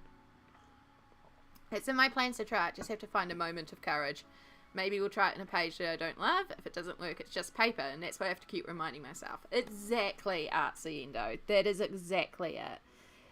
We can't let the fear of not succeeding not allow us to try. Because at the end of the day, trying is what is the success. And yes, it may not come out as you envisioned, but you're still going to learn something along the way. You're going to have tried it. You're going to have picked up a technique or a way to improve or gotten some experience or even just had fun with it, you know? That is why, a lot of the times I joke about that's future Amy's problem. Recently I did the mythographic page and I stuck 3D gems to it. And a few people have been like, well, how are you going to colour in front of it in the future? Because it's textured. It's that's future Amy's problem. It's a mythographic. They have perforated pages. I could take the page out. I can build up enough layers of cardboard behind it so it's got a firm surface for the pages in front. I'll find a way. I can put a bunch of tissue in there to help block it out, you know? There's options, and I didn't want to let the fear of, but it's going to be difficult to colour the pages in front, stop me from doing the vision that I saw, which was a really gem-filled, sparkly page. Same with when I do my distress ink backgrounds, and I know that they're going to bleed through when I splatter them, but I want them to be splattered, so future Amy's problem. And we'll find a way. We always do. Yeah. I think my new plan is to pick a book from each of my shelves each month and make sure I colour those pages. Will help me work through the collection. Yeah, it's a hard one. Definitely setting up that visual journal of my worked in versus the unworked, and just knowing that I've got this goal to work more of my unworked books has helped me. And I've got them for a lot more unworked books. Having little themes each month help as well. So this month obviously is mermaid. Next month was meant to be a whip month. However, I'm going to be traveling on Thursday, so I can't take all my books with me. So we'll see what we get done next month. We may move that specific month to June, where it's going to be the work in progress pages, and there's a few of those that are in books where I haven't completed a page, so it's still technically a new book. Buddy colours, obviously, big help.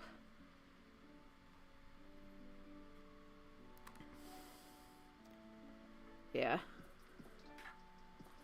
But yeah, it's just choosing and working your way through. I'm a bit of an impromptu colorist. I just go with whatever's in the mood. But then also, there's also things that are project books or things that I want to work in, like Alien Worlds. It's like, there's technically a work in progress in here. It's technically not a new untouched book, but also I love it. And so, like, you've also got to colour what you're in the mood for, what inspires you. That's my plan to try it. Yeah. My husband is in middle school and runs the D&D club after school. His kids are super into it, basically do everything now. I'd love to learn, but I suffer from too many hotties. It is really fun, Cindy. I did say way back at the start of the Alien Worlds group, before it got so big, when we were talking about it, because there's a few of us that play or wanted to learn. It's like, if I can ever figure out a way to run like little one-shots, I could run a couple of little ones or something, just little introductory runs for a few of the group. It's just scheduling is truly the biggest issue of D&D. But yes, I used to run the library program here for kids for D&D as well, and it's at a point now where they run it by themselves. I used to just run it for 2 hours on a Sunday afternoon. It now runs all weekend, and the entire bottom level of the library is overtaken by teens who are all running their own tables and playing D&D. They get, I think they're up to 6 tables now, and they're still growing. And the kids are running it all by themselves, because the first initial group of kids that I worked with the goal was to turn them into DMs so I could step away, because I knew my health wouldn't allow me to continue the program forever. So that's what I did. And yeah, it went from fortnightly on a Sunday for 2 hours, which is all I could commit to with my health, to the point now every weekend there is like 30 to 40 kids, and they're all running their own tables, and then the kids get inspired and they're like, cool, I want to try running, and then they'll try running one-shots or their own little games, and then new tables form, especially as they get lots and lots of kids who keep wanting to play. And a couple of librarians are around and they know how to play as well, but they can help fill out when they need some, but the kids are just doing it on their own, and that's the success of the program. That's what I wanted, was just the kids do what the kids want to do.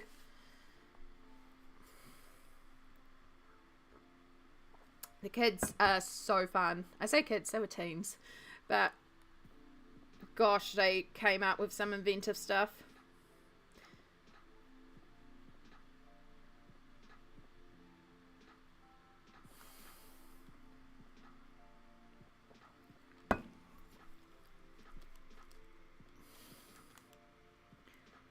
Yeah, it was really awesome. I really enjoyed it. And when I first set it up and I was talking with the library, from the very start, I made it clear that my goal was that I wouldn't need to continue the program. And I think that's why, because they had a couple of people that they were contemplating for this program. Not that we got paid for it, we were volunteers. And they were talking to someone else, and then I helped them out with something else, and they mentioned it. And they were like, how would you run the program? Because they didn't really like the approach that this person was going to be taking. I was like, honest to God, my goal would be to not run the program. And explained, like, it's no problem getting people to play D&D. The problem is finding DMs. It's always the issue. You always need DMs. So my goal would actually be, with the starting group, is to turn them into the DMs. And then they train the next group and the next group. And then suddenly, hey, presto, you don't need us. You just need the space. And the kids turn up and they run their own program, and it's like, cool, I'm out. They're like, we like that. So yeah, that was the goal. Took a couple of years, and it's at that point. And there's more kids that went through the program that are playing, but they play out of the library. They play in their own homes, in their garages, because I bump into a few of these kids every once in a while, and they're like, yeah, we're up to like this in the campaign. It's like, oh, that's so cool. And it's like, yeah, we play every Thursday in my friend's garage, or stuff like that. So it's more than just the library kids, but the library's the big focus.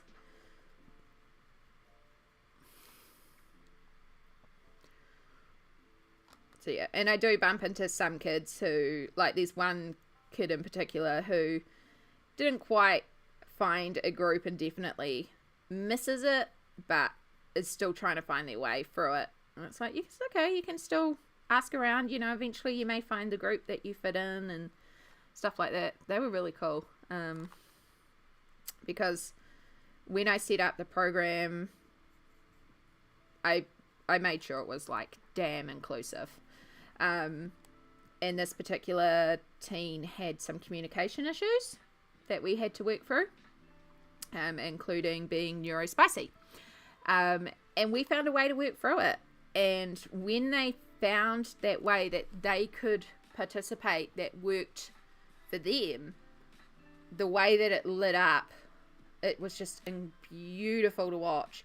And then we had one game where it was just this particular player and one other player who was a very experienced player. I was like, cool, we're going to try something a bit different today, and I hope you can bear with me as we do this. And so what I did was, this character that had communication issues, we ran a scenario where the bad force that they were working against took these two characters into the mind of the player that had communication issues, but as their character. And I was like, we are now in your world, and it is up to you what happens here. And so I know that you have like issues describing things or communicating things at times, but let's work together to build out this world, because we're in your world. There are no rules. And it took a little bit to get there, but we started describing the most Five Nights at Freddy's / Dr. Seuss / Willy Wonka / messed up crazy world. And the moment it clicked, and they were like, it can be anything. And I was like, it can be anything. They're like, but I don't have a map. And I was like, maybe your world isn't linear. Maybe your world can't be mapped because areas of your world move around at all times. So there's no way to map this. They're like, oh, yes. And then like things come up from the surface and things drop down, and there's actually multiple levels, and then they just flew. And it was just beautiful to watch. And it was the craziest adventure. And many times during when I was running this campaign, I would swing it, and we would swing into this character's head, and then they would go on the most messed up adventure. And that was how I started getting them to start being confident as a DM. And the way that they started really opening up and realizing that, like, whatever topic they were deep diving into at the time, they could put into this world. It was great. So, yeah, best way to get a neurospicy person really into it, because we had a whole adventure that just took place in a confusing corridor of Greek columns, and it was amazing.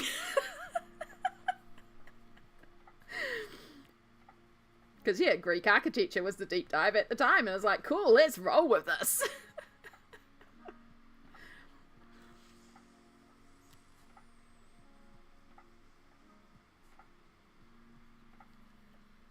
The other thing I love is I am very excited to when Nibbling, 4-year-old Nibbling, gets to the point.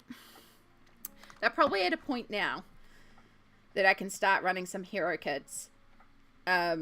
Because the stories that Nibbling comes up with while they are playing are hilarious. And I have literally written one down because they were playing and the story was just, I was dying on the floor laughter with my mum.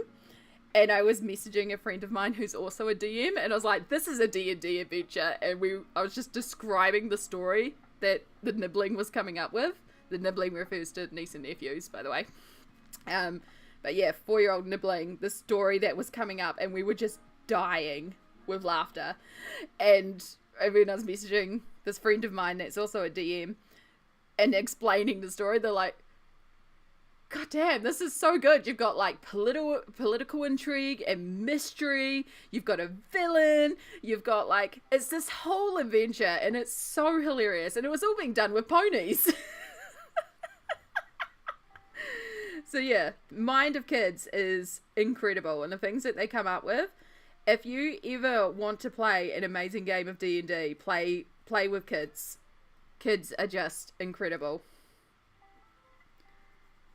And also, you can play a game with them, and then you're like the cool aunt that plays the game, and then you get to give them back to your parents. And then you don't have to deal with anything as well. I'm just cool auntie who comes in and colours and plays games and then bounces out.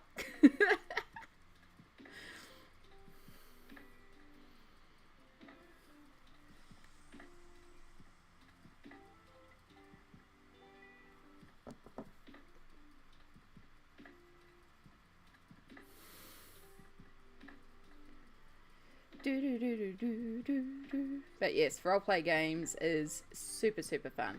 In fact, you can find several things with me in it playing roleplay games on the internet. Between there's quite a few on Samsara's YouTube channel, and there's a couple of podcasts that I'm in as well. Oh my gosh, the D12 Go game with Samsara and Ruby is still one of my favorite things to listen to, and if I'm feeling down, I will put that on because it's literally just us giggling for 4 hours. It is nothing but giggles. So many giggles.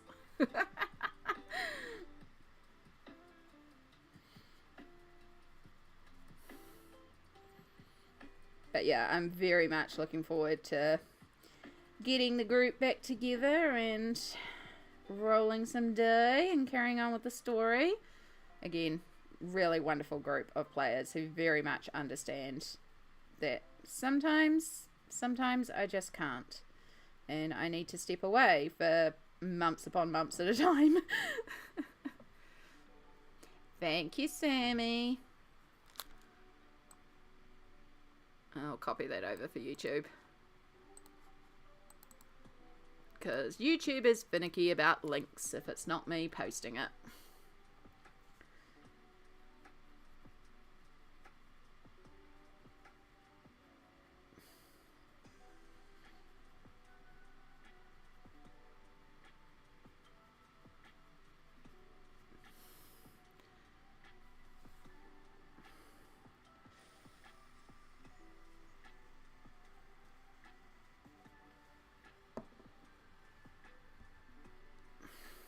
The first games are the Amy, Ruby, and I game. Fantastic.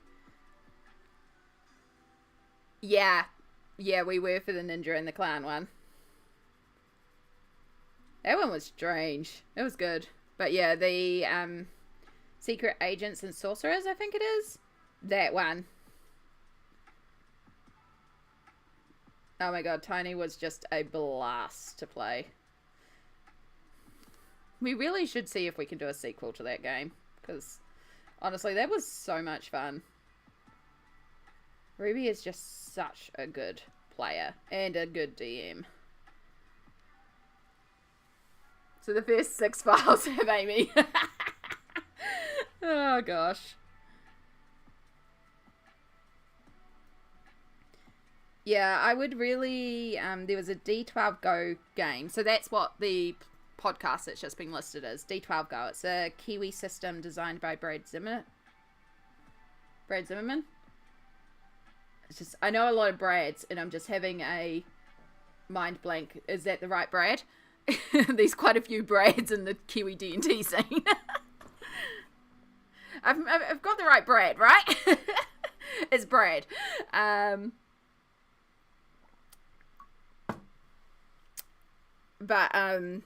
Yeah, it's a really fun rules light system, and as Sammy said, funny adventure for both you learning the game and me running the adventure with like 5 minutes of prep.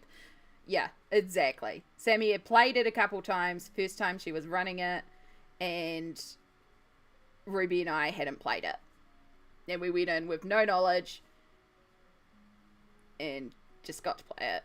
And then for Kiwi RPG Week last year, Sammy ran some D12 Go on her Twitch channel, which I believe she may be doing again this year. I'm not entirely sure, but I suspect you've mentioned that. And so we played a one-shot that was a zombie module that was written for it, and then we played the Swords and Stuff module as well. And that was several episodes, and I played a character called Cascade. And I've always wanted to go and expand Cascade's story for running my own D12 Go. You're in a game with Brad GMing, but you haven't planned anything else. Excellent. That's exciting. And the actual rule set for D12 Go, you'll find some of my art in there, because I actually did some of the art for the main rules of D12 Go.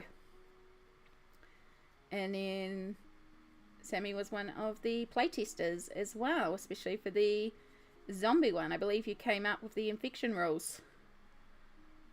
Cascade was so fun too. She really was. I adored playing Cascade, and I really want to expand on the crazy political system that we developed for the undersea world and do an undersea adventure.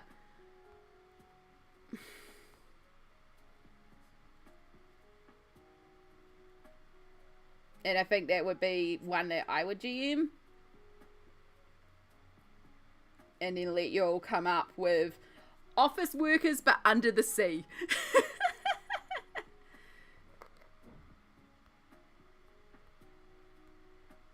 Yep, I came up with me meets, it eats rule for determining if you get bitten. Excellent. There we go. I remembered you had something with it. Because I know that was a system part that was play tested a bit, was the infection rules. I'm so gutted during our zombie one, none of us got infected. But also, that was just fun. Oh my gosh. The zombie one, which is called Stay Dead, damn it. Sammy was driving me back, and she was talking about running it, and she's like wanting to do this serious, grim, horror, like spooky zombie game, and I'm just like, zombie cheerleader, and it's like, this is meant to be Day of the Dead. I'm like, nope, it's Shaun of the Dead.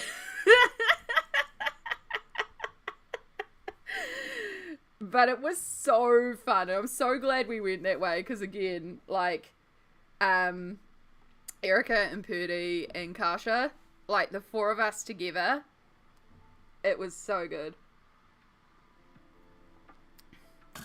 That's YouTube playlist for Stay Dead and the whole campaign of swords and stuff. Thank you, Sammy. Thank you, thank you. Yeah, I wanted a serious game. I got the best game. I'm glad you felt that way. It was a blast.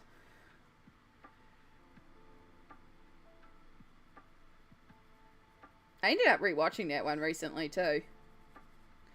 I can't remember why. I think I was just in the mood to rewatch it, so I did.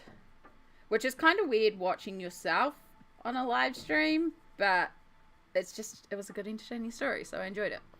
Yeah, have you read Ready Player One? Amazing book filled with 80s pop culture, including D&D references. Audiobook is read by Will Wheaton. Ooh, I haven't read the book. I've watched the movie, but I might have to see if I can find it. In fact, while I remember, because I have a tendency to forget these things that we discuss on stream, we are just going to pull open my library app and see if it's available to download. Because, like a lot of things, I imagine the book is much more detailed and interesting.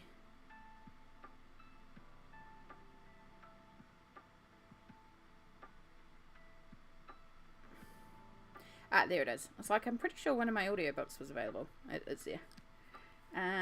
Ready Player One.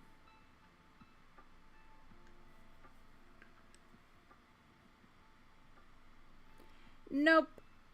Not available in my library yet. That's okay. I'll keep hunting out. The movie is terrible, but the book is epic. There's a lot of things where I'm like, oh, the movie's quite interesting, and then I'll get the book and I'm like, oh my god, so much was missed out. So I'm not surprised. They have to condense a lot down to turn a book into a movie.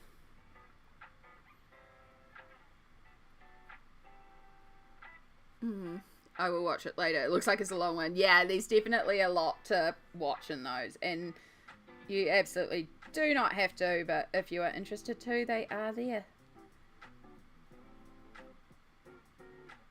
I'm going to wander off now. This is looking really pretty. Thank you so much, Whoop. I'm so glad you could be here. I hope you have a lovely day, and I hope we'll catch you again soon sometime.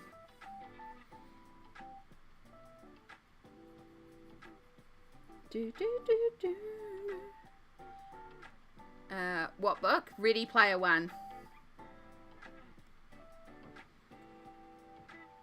I just checked the quick app from the library that I have access to, but these are a more complicated app that I also have access to audiobooks from through my library, but that one's a little bit more finicky to go through, so I just checked the quick one.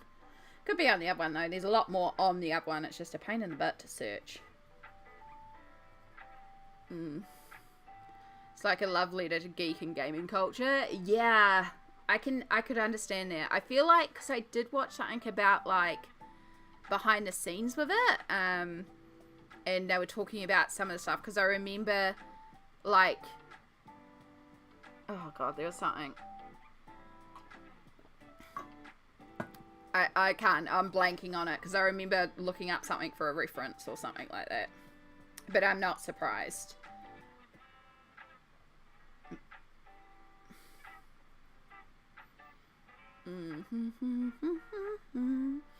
Oh, guess what? It has been another hour. Time has flown by once again, which is exactly why we have this thing set up to remind us to look after ourselves, because otherwise many hours would pass and I would not notice. So we are going to take a little self-care break. Again, these do line up with Twitch and the hourly requirements for ads. So I do apologise if you do head to Adland, but I do appreciate it. For full transparency, I do earn like maybe a cent from all the ads that are going to be watched. It's not why we run them though. It does remove pre-rolls, which is really nice, so our friends can join us straight away. Honestly, if I could, I would just remove the ads anyway, because it's not about that. But even with the ads, we would still take our hourly break, because it's really good to take this break. So take this opportunity to hydrate, stretch, grab a snack, go to the bathroom, meds, washing out of the machine. How can you self-care this hour? How can you self-care? I am going to do a... You gotta run, but the page is looking great, and it's so making me want to colour in alien worlds. Heck yeah! And you gotta head off for dinner too, Amira. Oh, good. Amira, Cindy, it was lovely to have you here. I'm so glad you could pop in. Hopefully we'll catch up again with you another day, but in the meantime, take care of yourself. It's been wonderful to chat with you about so many random things. We chat a lot. But yes, it is time for a break. So we're going to do our wiggles, and I am going to do something kind of dangerous for me. I'm going to take my glasses off, because oh my god, are they pinching today. Oh. So I cannot see a thing on the screen right now. We're going to make sure we don't move any steps. We're just going to stay in place and wiggle, but I just need those glasses off for a few minutes, because oh, they're tight, so tight. So yes, I do apologise if anyone types anything for the next couple of minutes. I can't see. Blind. I might be able to look at my phone if I bring it right up to my face. Yeah, like right up to my face.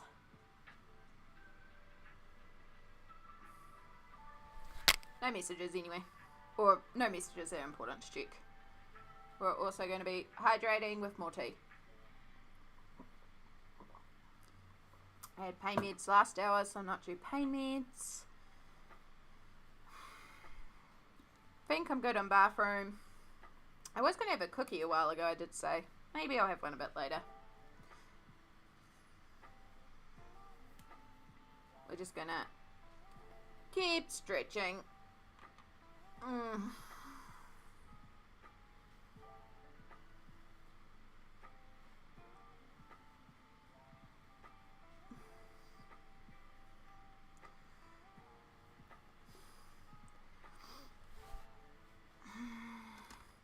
I should put you back in my pocket as well. This is my pendant alarm. If I trip over. Been good lately. I haven't actually had I've had like little trips, but I haven't had any big falls. Knock on wood.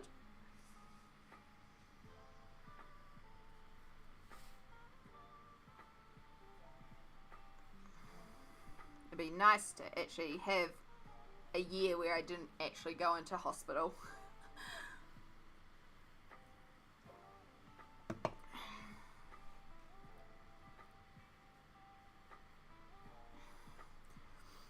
I cannot see how much time is left, but I can still see that there's a purple bar on my screen.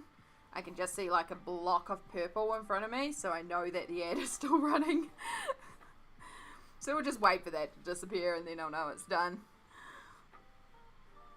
And then I'll put the glasses back on.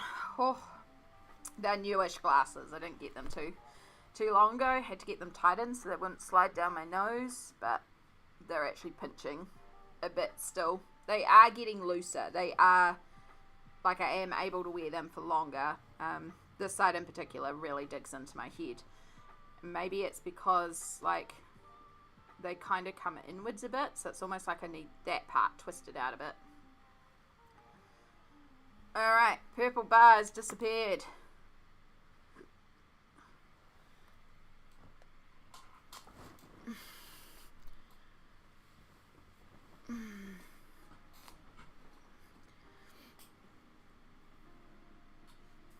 It's still good artsy endo.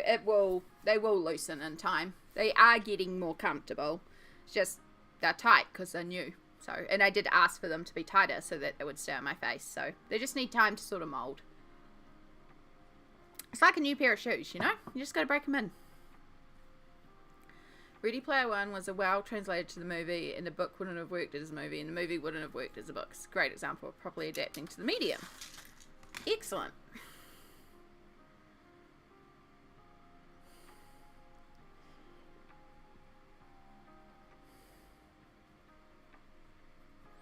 Yeah, it is hard to, I would imagine, to, well, we've completely missed colouring in sections down here. It must be hard to, like, again, there's so much in books, so it's hard to translate everything. It's the same with a lot of things, though, like, you read the books and then you watch the movies and you're like, I do like when they turn books into series because you get a lot more in it.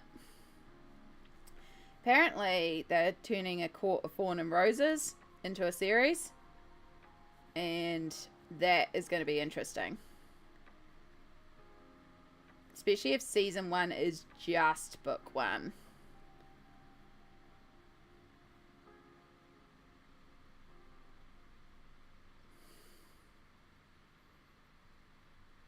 If they try and do book 1 and book 2 in season 1, that's a lot to get through.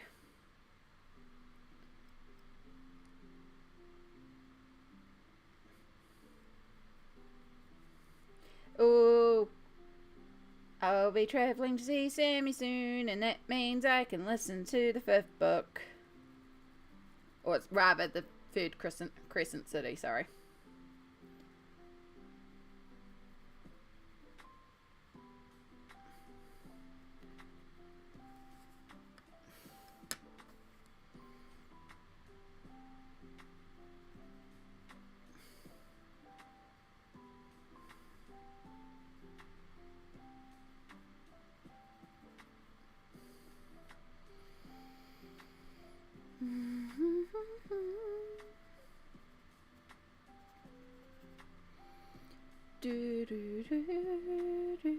I've actually got the Throne of Glass audiobooks that I want to start as well.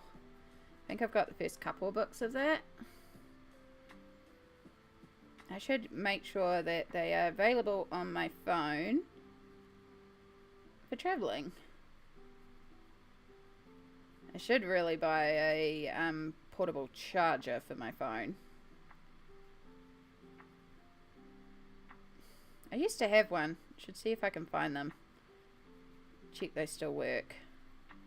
I had one that did have to get disposed of because it was not working. But I had a little one.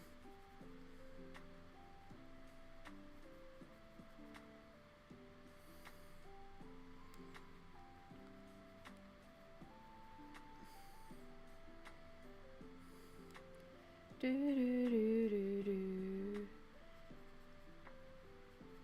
might actually be in my tech box below my desk. There's a lot of, like, my old cameras are in there. Oop, we missed one. We missed a section. Ah, we're nearly there. We've nearly got all the trees based and activated. You can see just how much pink we have. The pink will be toned down when we start getting into some other stuff, but you're also starting to see that purple gradient that I wanted.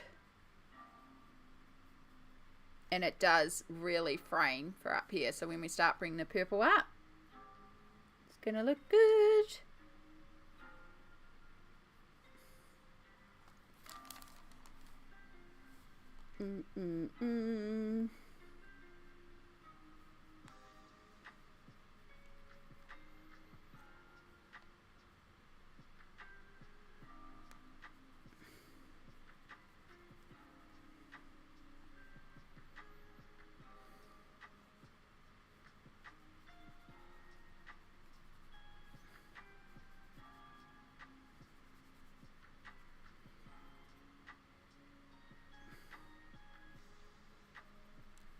Oh, there's a section I forgot to put the pink into.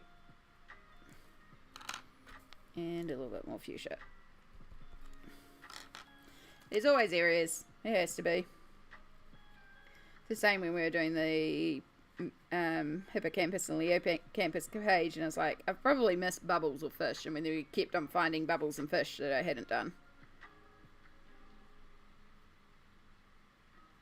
Do, do, do, do.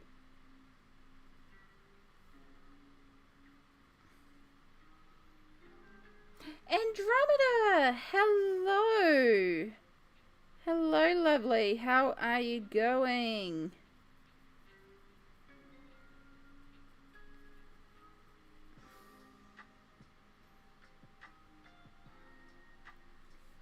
I'm doing well, thank you. I am back in one of my favorite books. I am thoroughly enjoying it. And we're having a good old chill time here. I'm in my cozy happy space. We're excellent. How are you going, lovely? It's so good to see you.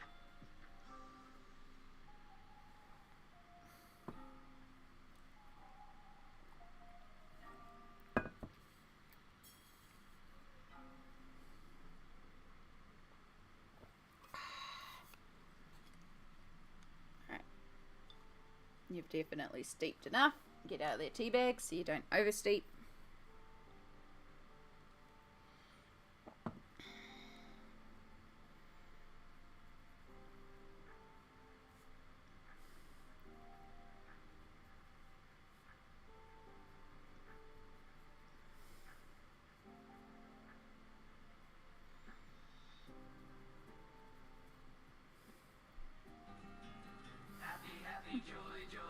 Happy, happy, joy, joy.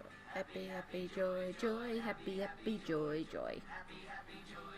Happy, happy, joy, joy. Happy, happy, joy, joy, joy. Diddle-diddle. Thank you, Emily. It is very much how we are today. There's a lot to be happy about.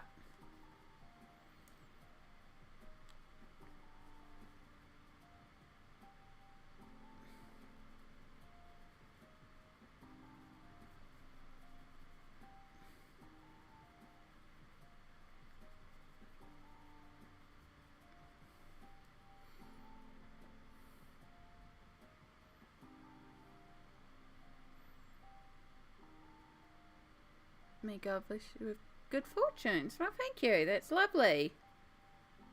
Welcome in the harp. How are you going today?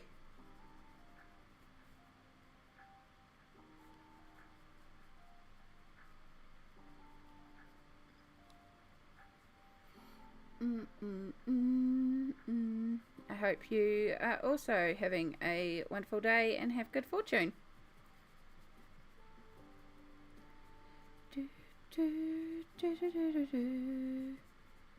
Oh, I never did those edges. Back to our bright pink. Bright pink, please.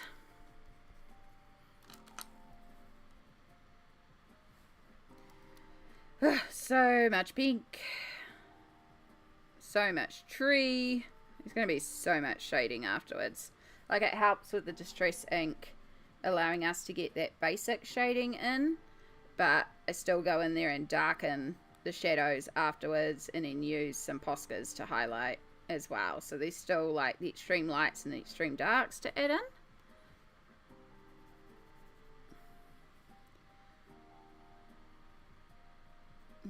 I'm a bit sick at the moment. Been having stomach issues the past couple of days. Oh no, I'm sorry to hear that, hun. Stomach issues are never fun. Anti-nausea meds and a omeprazole. Yep. Yeah, I have to take a omeprazole too with my pain meds. It's not fun. I hope it passes quickly, whatever it is, and you can get back to being your radiant self soon.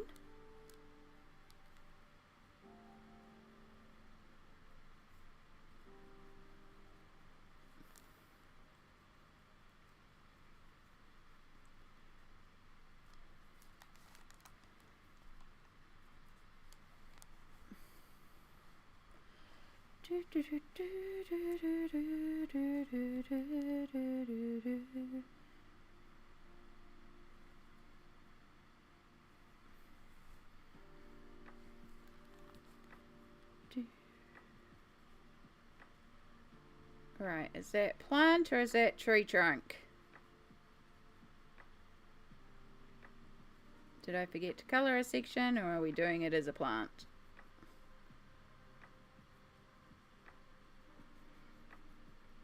The true process of coloring alien worlds. What is that? I think we're going to do that as tree branch. A little bit of fuchsia. And then we'll just fill that in.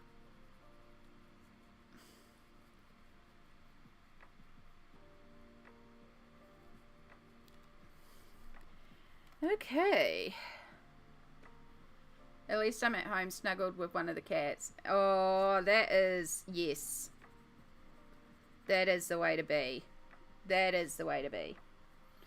Nice to hear you're having a happy day. Yeah, I'm having a really good day. I mean, it's the start of my injection cycle, so pain's at a minimum, which is always wonderful. But I'm traveling soon. I'm going to be back over Sammy's for a while, so very excited about that. I finished off a ton of colouring recently.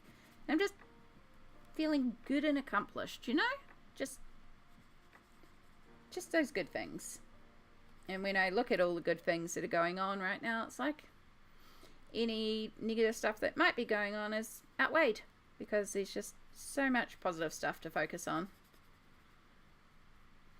I finished off one yesterday, which is appropriate to show because I play a lot of Stardew, and Andromeda plays a lot of Stardew. So I finished off one in the Stardew colouring book. And yes, it's absolutely glittery because I had to. I just thought it'd be pretty. So yeah, very simple page, but I had a lot of fun with it. I love this book. It's so cute, but the perforations, this book is splitting apart so easily. You can see that one's almost falling out, so that one's starting to fall out.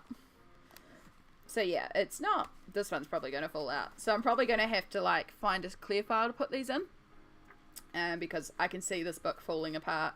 I chucked that in there just to hold that one in place for now. So that's the only thing about the book, is the perforations are so perforated that they're going to come out very easily. But I love this book. It's so cute. So I kind of want to do another one in here. It's like a good little travel book as well, because it's quite small. The images are super cute. Other Violet tattooed the green one on herself. Ooh, cute. I have a few crochet patterns for the Junimos. They are good little plushies. Yeah. It's not, like, there's only 16 images in this book, so this will be a very quick one to get done. Maybe I should contemplate taking this one with me. It's so small. A lot of the books that I've chosen to bring with me, and there's not a lot of them on my list, but they are all small books as well. It was in the pixel art, so it was like the sprite. That's so cute. So cute. Right, I think we have done our pink. I'm just going to make sure I did actually finish blending out this purple without too much water, because we don't want to reactivate the other side, which we shouldn't. But there is gouache, so I do have to be careful around the center in particular.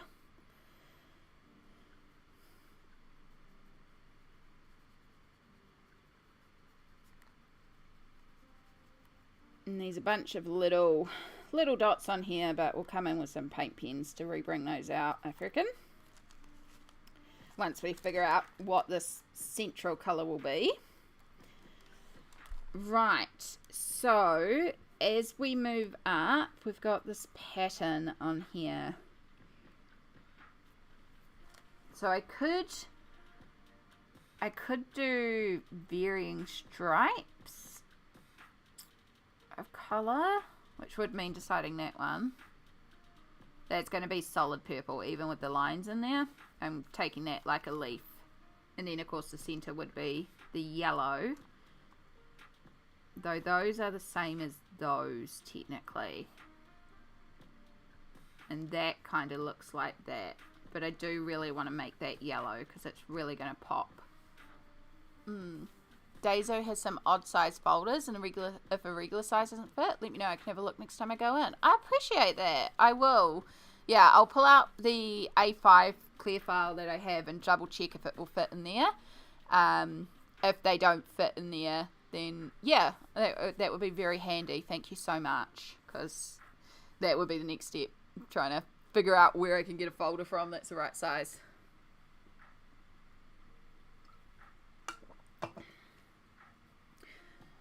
All right, let's start at the top, because we know we're doing this just solid dark purple. So that's easy. Let's start with what we know, and then we'll figure out the middle. Right, I'm going to give you just the slightest little sharpen.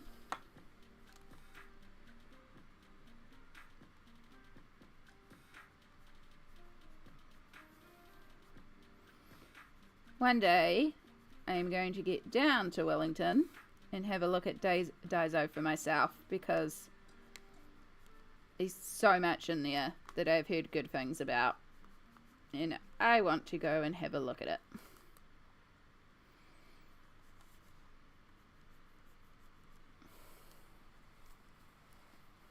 You love that store so much. I have heard very good things about it. Random Fud also has talked a bit about that store when we were talking about art supply stores. Apparently it's sort of around Gordon Harris area down there too. I do want to do a Wellington trip and just catch up with all the Welly based peeps. And I know you're not technically Welly, but I consider you in the Welly based peeps, because it's like it's not far away. It's a lot easier than here.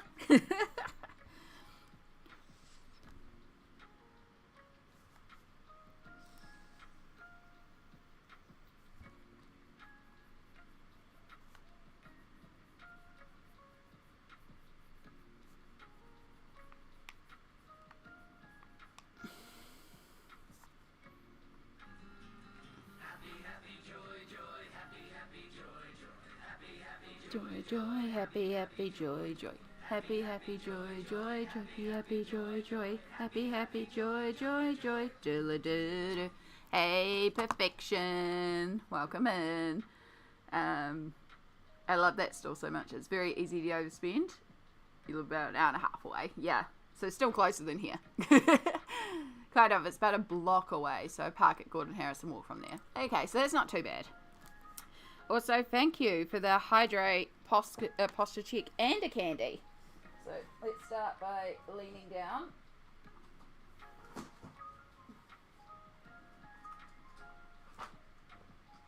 Ooh. Uncovering the candy from the pile. 1, 2, 3.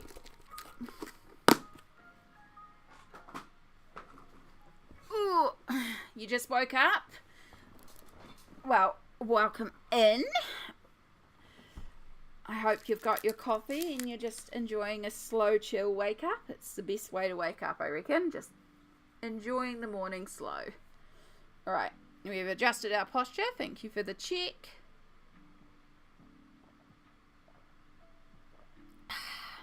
and a bit of a hydration check. I hope everybody hydrated out there.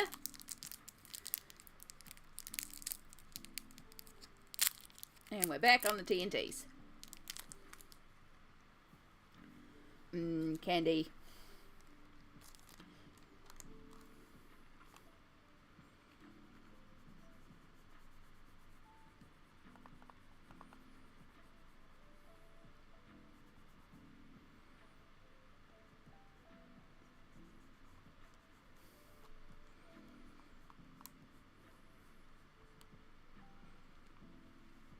How are you going today, Perfection? It's wonderful to see you again.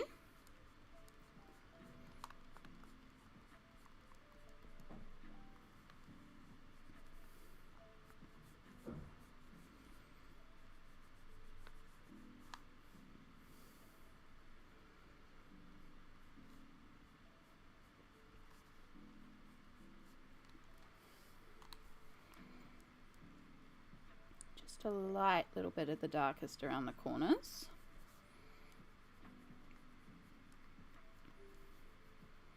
Just to give some shape to the leaves.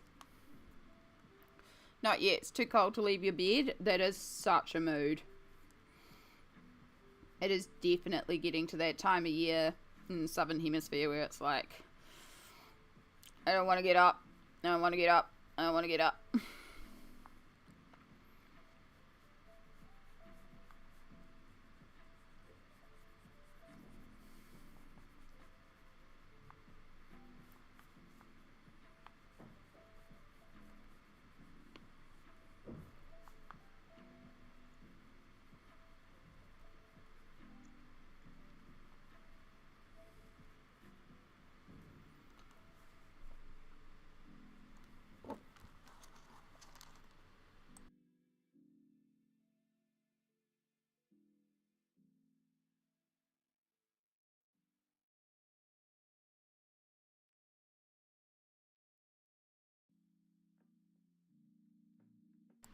Right, sorry, I was up to the point where it was particularly chewy, and I know sometimes that can make the wet chew sounds, so I just muted for a minute so that I could chew the rest of that candy.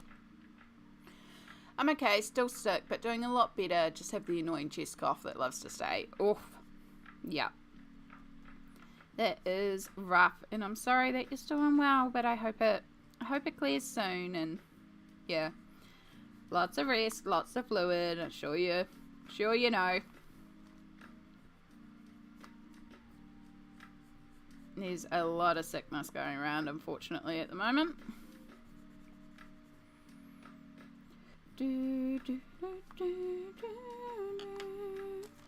Right, that is our dark purple, and now we have our deep violet.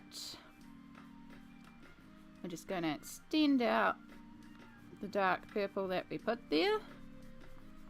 And I know that there's a little bit of like texture coming through from the glitter on the other side, but as soon as we activate this, that'll all melt away, so we don't have to worry about it, which is why I like basing with the Inktense, because they're so intense that it will cover up the tooth of the paper.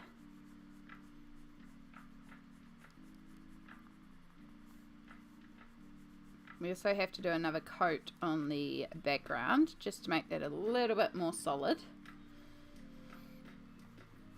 And then we might even be able to put a glitter layer, because the Lost Planet has glittery sky.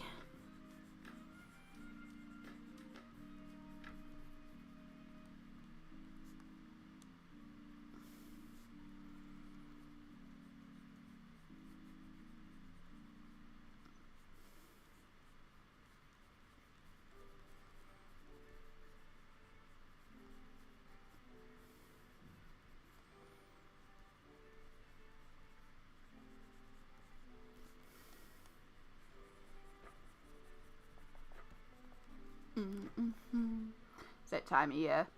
I only got sick because I forgot to get the flu shot. Oh.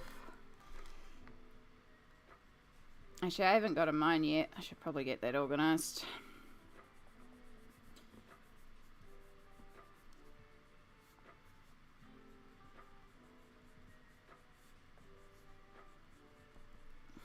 I just have to double check that it's not, I'm pretty sure it's not a live vaccine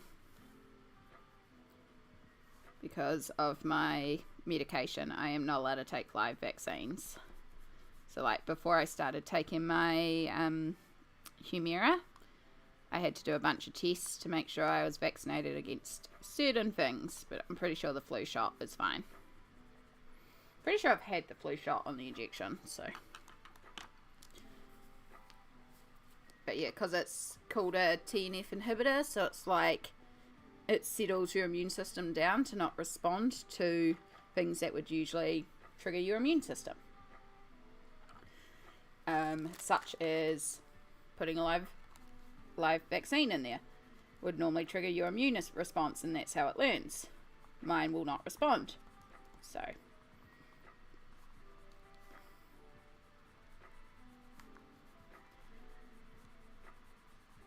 alright, we'll bring this violet right to the edge, and then we'll just do a little bit of mauve along the lightest areas.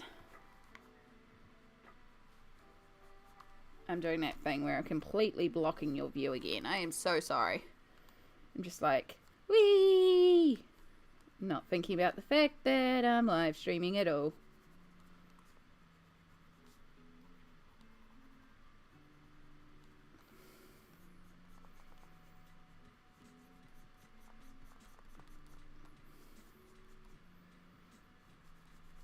Do do do do do do do. Do do do do do do.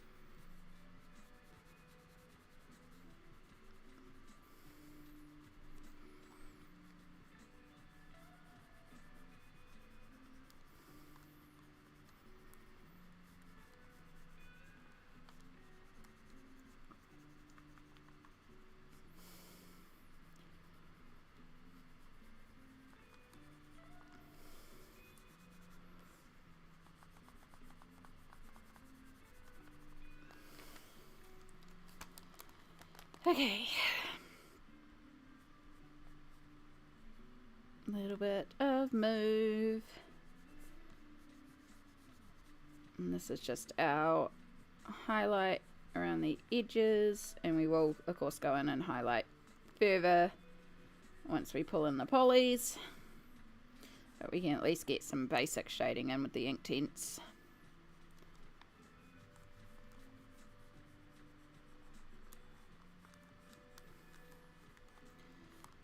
I will colour for a little bit now while you're keeping me company. I love to hear that, Artsy Endo.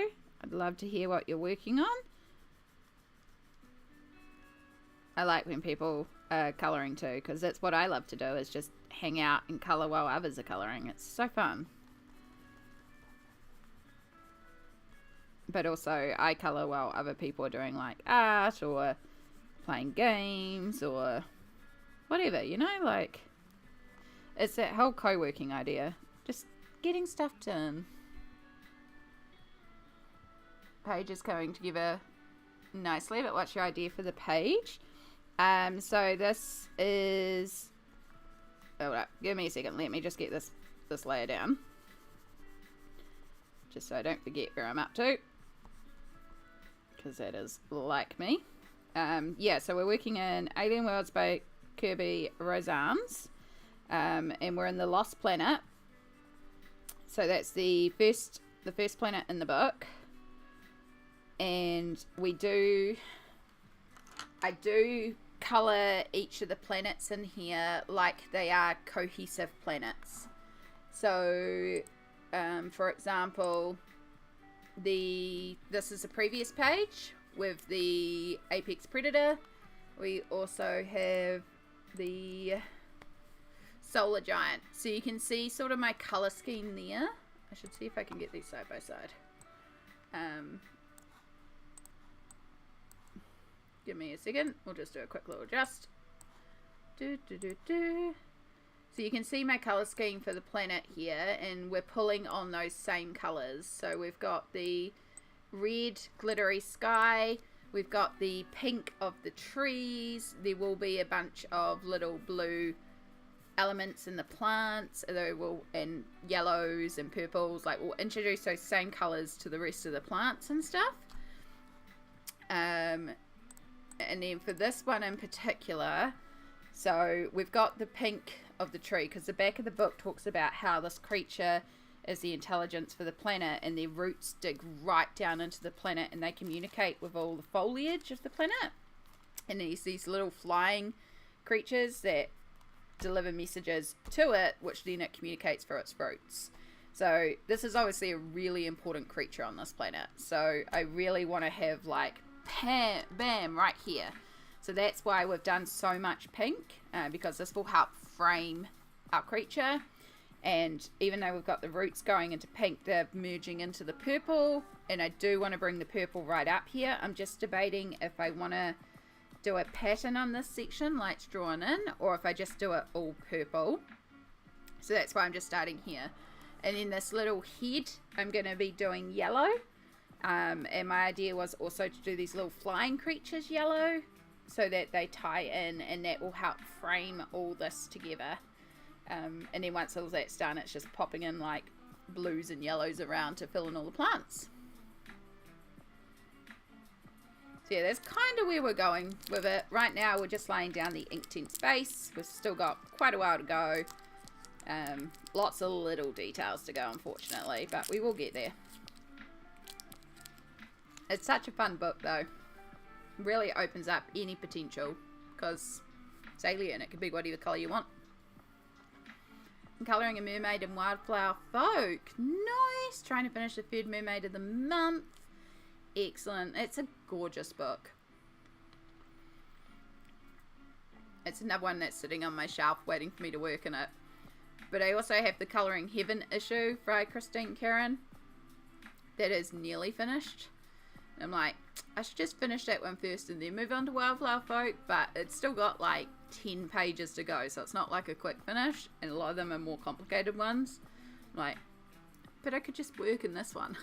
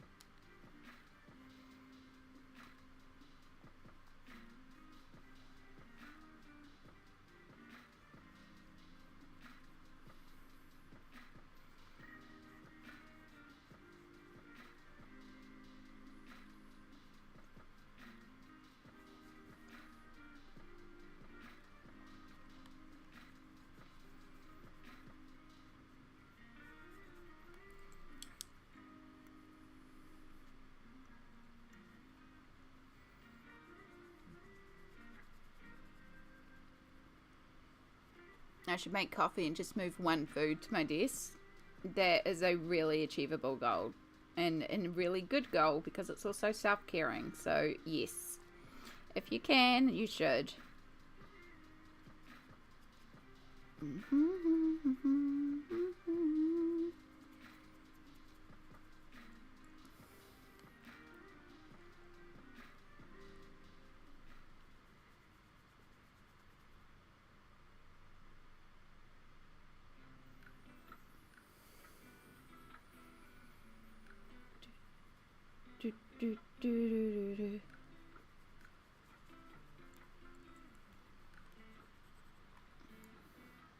Right.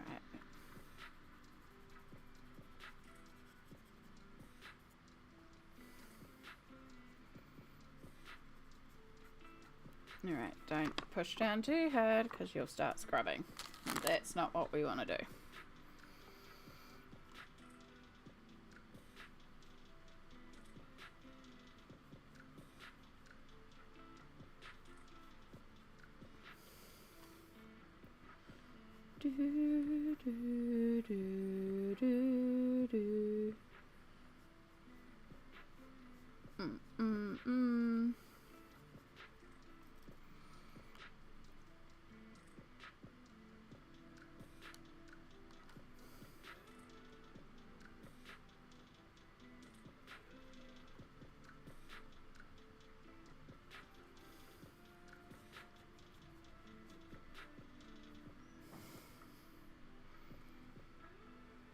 Some food. That makes more sense. For me, it's never intimidating one. Why do lovely books intimidate me? I don't know. Trying to be brave. It's just my second page in this book, and it's a shame to be in the shelf collecting dust. Yeah, I do understand it. It is a gorgeous book, but also I view the collection of books like. We jokingly say it, but it's kind of true. Collecting books and colouring, collecting colouring books and collecting and colouring and oh my god, collecting colouring books and colouring in colouring books are two separate hobbies. I really just love flicking through the books on my shelf, even if I haven't coloured in them. They're just gorgeous, and Wildflower Folk is one of those ones that I keep just gravitating and looking at because it is beautiful, and I will probably eventually work in it. I will work in it eventually. It's gorgeous. It's like, oof.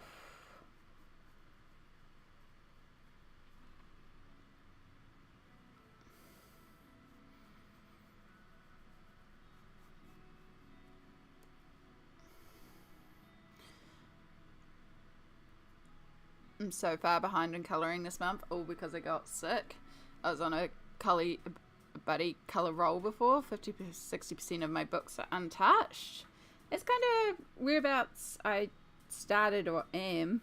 I think I was about 50% of my books at the end of last month. Started the year at 30% of my shelf that have been worked. I think it happens to a lot of us. There's just so many books out there and they're gorgeous. And it's like, gotta collect them all.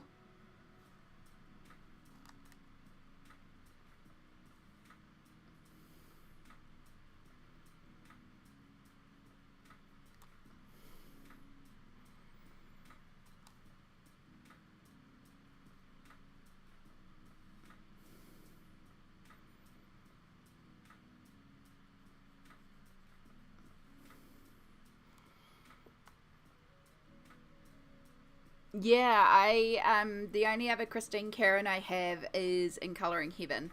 I don't actually have any of her Amazon books. I just have that and the Colouring Heaven ones. And the reason why I got the Christine Karen one was because the publisher, which I believe is Blue Angel, they're based in Australia, and I could order directly from them. And so the shipping was actually okay. I think it only cost me $10 to ship instead of the 30 or 40 that most of the time I have to pay. And the book itself also wasn't bad. So I grabbed that one as soon as I saw a flip through of it. And this flip through very kindly also mentioned about the fact that you could buy it direct from the publisher, and they're like, but it is based in Australia, so it's really expensive to ship to England. And I was like, I'm in New Zealand, this is fantastic, bye. I actually have quite a few colouring books that I want to grab. They have the Jasmine Beckett Griffith ones. I'd love to get some of hers. And there's another one, and I'm drawing a blank on the name, but it's like beautiful fairy and dragon art. There's actually quite a few of them. They look gorgeous. I'm trying not to collect too many books, but there's so much beautiful art that out there that's difficult to maintain a small collection. Yeah, I'm trying to be a lot more pedantic about what I buy now, because initially when I first started really getting into colouring, like last year in particular, I realized just how many books I have, and a big part of it is because for a long time I couldn't get books anywhere, so whenever I did find a book, I just grabbed it, because it's like, oh my god, it's a colouring book, grab. And it didn't matter what the content was or the style. And now I'm like looking at colouring books, and I've gotten a better understanding of what I enjoy to colour. So it's also like I can look at a book and know. So like, for example, at the moment at Wickles, there's a really gorgeous Pride colouring book. It's gorgeous. It's like, it can be filled with rainbows. It's full of beautiful images. I love the theme of it because it's Pride. It's a rainbow flag book. It's fantastic. I don't like the line style, and the line style is a line style I don't colour. It is particularly thick and chunky and cartoony, and it's got portraiture in there, but I don't like the line style, and I don't like how the portrait is drawn from an artistic sense. From knowing what I like to colour, it's not something that I would enjoy to colour, and I know that now. And part of me was like, oh, but I still want to get it because it's a Pride themed colouring book. And it's like, well, the thing is, you're not going to gravitate to it. And for example, I have Romantic Country Scenes by Teresa Goodrich. Now, this is not a Pride colouring book. In fact, I'm pretty sure most of the couples in there are meant to be cis normal couples. But some of them are ambiguous. And so my goal for that book is to turn every couple into some representation on the rainbow flags. And that is a book that I will gravitate towards colouring in. So that's kind of what I'm doing now, is I'm looking at books and going, will I work in this book? Will this be a line style I enjoy? And I still have books on my shelves that I impromptu brought that I haven't gotten to, but I might enjoy them when I do it. For example, I have one Lizzie Mary Cullen, The Magical City. I brought that one secondhand, so I don't feel bad about that, because it was like $5. I haven't made my way to it yet, and I'm guessing it's not a style I'm going to gravitate towards, but I might enjoy colouring in it, you know? And then maybe that'll open up a new style that I enjoy colouring in. But I also kind of suspect I'm not going to enjoy colouring in it. But I'll wait till I finally get to that book, colour a page, colour maybe a couple pages, and then go, yeah, I kind of enjoy it, but I don't need more. Or, nah, don't enjoy it, pass on the book to someone else. Or, oh my gosh, I love this, and then I'll get more of them. Yeah. From Colouring Heaven, I just got an old one, Flower Girls, because half the book is Anastasia Caldera. Yeah. I have the Flower Girls issue that you're talking about. I love it, because it's also got Maud Lamone in it, who I love her work as well. But yeah, Anastasia Caldera, her work is gorgeous, but oh my god, is it expensive. That is one of the ones that has one of my disaster whips in it that I need to figure out, because I don't know what happened with that paper, but I went to use some pencils to base, and it's either Inktense or water soluble, like Albert Dürer's, and it's like the paper has, like when they chop it up to make the mulch, it's got two different types blended in, so it's got like these weird lines that appeared where the ink absorbed at different rates and at different consistencies. And then I did a bunch of stuff to try and fix up this portrait, and then it just wasn't working. I was like, okay, we're just going to put you on the shelf for a few months, and then I'll come back to it when I have spoons. So that's why, that's one of the ones that I want to tackle when I do the whip focus month, which was meant to be next month, but plans might have changed. I'm not bringing across all my books with the whips in it, because that's too many books to take with me. So we might have to make that July's goal, is whips in July.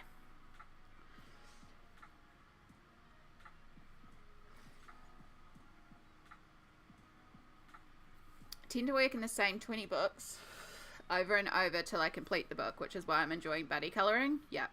When I started colouring, I had no money. I was broke, so I didn't get to pick my own books till I got my own money, but I was thankful because of gifts, but I don't have many of those books left.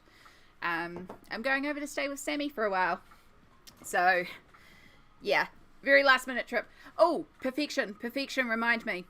We talked about a buddy colour.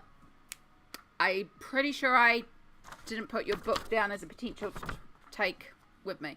I'm going to be back next month, but it should be alright. Should be back in time. It was a double page. It was a book. It was something. I should be alright. Let me find our chat. There you are. I know we talked about it. See, it's still in there. It's still in there. It's in there. This is why I go back to Instagram. It's the bunny page. Okay, it's a single page in Kanoko Ego Star, so that will be doable. Because, yeah, I'll probably be over there. I usually go over for a couple of weeks. So I'll be back in the end of the first week, probably. I know, I haven't even technically booked my ticket over there yet. I've got to wait till Wednesday night for that. But I'll be able to, and then we'll figure out that. I know, it's very last minute in the year. But yeah, no, we'll be back in time. That's fine. That's fine. Okay, cool. And I'm going to write this down now because I have started writing a list. So I'm going to officially put you on the list. Perfection. It's the Artist Bunny. I will not forget now. Thank you. Thank you for bearing with me. Thank you for, you know how my brain works. This is why I say remind me. Remind me towards the end of the month. Yeah. Yeah. Bunny page doing art. It's on my post-it now. Yeah.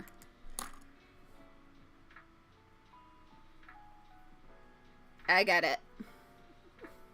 It's the Artist Bunny page. It's so cute. It's one of the ones that I was like, I need to colour this page. So, yes.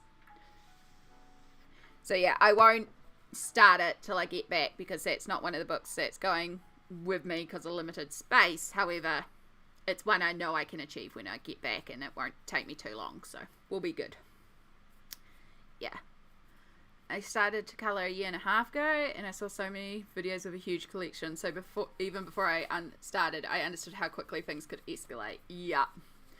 Yeah, I started 2023 with 78 books and I ended with 230.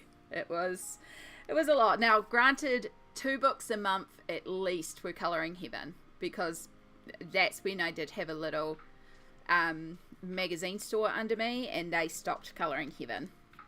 So I could very easily get Colouring Heaven. And unfortunately, since then, they have closed down. And I cannot source Colouring Heaven locally. I know I can get a subscription. I'm not sure if I want to, though. Like, I got every issue because it supported the couple that own the store. And I didn't mind it. But if I was paying for the subscription, you wouldn't get the collection. You just get the specials as a subscription. You still have to buy the collections. But then I wouldn't necessarily grab every special anyway. So I'm like, do I just buy individual issues, but then the shipping costs to get them over from the UK? So yeah, I haven't. And I'm also like, well, I've got enough on my shelf that I'm actually okay. Like, I don't need to get more. I do love the magazine though. There are some really great issues that they put out, and it's a great way to discover new artists.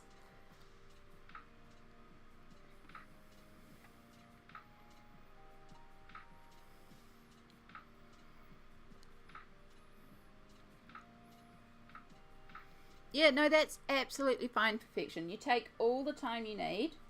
And if you need longer, again, I'll be starting mine later in the month.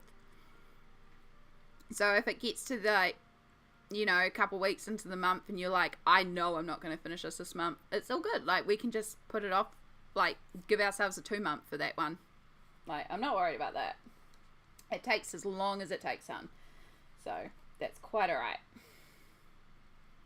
Things happen with buddy colours and stuff like that too, you know. Things pop up. We get sick. Life happens. I think myself and colouring Bumblebee, we've done a lot of buddies over the years. And like the first one we did, something happened and... No, we did one, went great. And then the second one we did, colouring Bumblebee, just needed more time. I was like, no, it's cool. It's cool. So we took even longer for that one. And then the third one we did, something happened with me and I needed longer. And it's like, yeah, it's fine. It's fine. Like, things happen. So, you know, just is what it is. I just go for the month because of the YouTube videos, but I'm not worried. Like, if worse comes to worse, I'll just put your version in the next month, and it might even be that I just don't finish it that month. Easy peasy. The month just makes it easy to sort of keep track with the videos. Smolt! Hello, Smolt.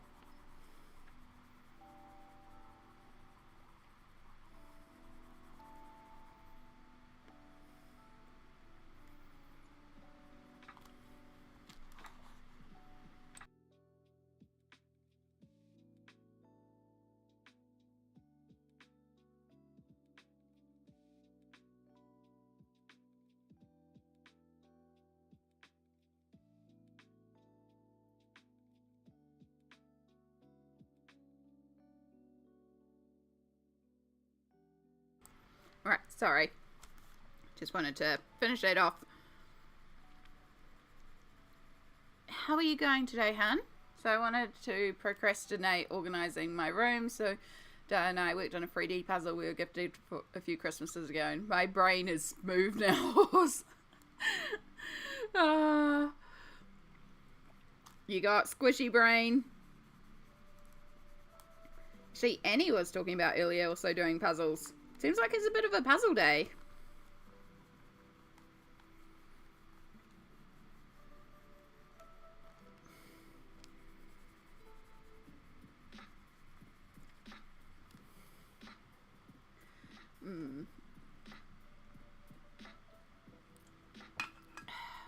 I've made an effort at the beginning to really think about the books I buy. Sometimes it is really difficult, but I try. Yeah, I still impulse buy. I'm trying to be better about it, but I can absolutely be swayed in impulse buy. At the moment, I'm on an absolute no buy. Things are like, just right now, nah, no purchases. We're just trying to be good. And it's like, we're good, we're good. I think my next pre-order doesn't come out till August. I should check that. So right now there's nothing for a while, which isn't the worst thing in the world. So not a wrinkle or a bump to be found in my head. Oh, sounds like one heck of a puzzle. In 2022, I had 300 books and went through all my colouring books and de-stashed 280. Then from March 2020 to 2024, I got in 100 books. I think I need to do another de-stash. Damn! De-stash 280 books. That's incredible. I de-stashed 19 in my first ever de-stash, and that is it. Yeah, I am thinking towards the end of the year though, like, because again, my goal this year is to work in books I haven't touched. So by the end of the year, there will be a list of books that I haven't worked in yet. And obviously, like, if some of them are like new releases, I mean, it's obvious I haven't worked in them. I've only just gotten them. Cool. But there'll be things that I might have had for years that I just haven't worked in. And that's when I need to like sit down and go, okay, why haven't I worked in this book? And should I get rid of it? And so, yeah, I might see about removing some of the books towards the end of the year as well. Like, the first dash was the easy stuff. The stuff I definitely knew I just wasn't colouring in. The next one will be a lot more difficult.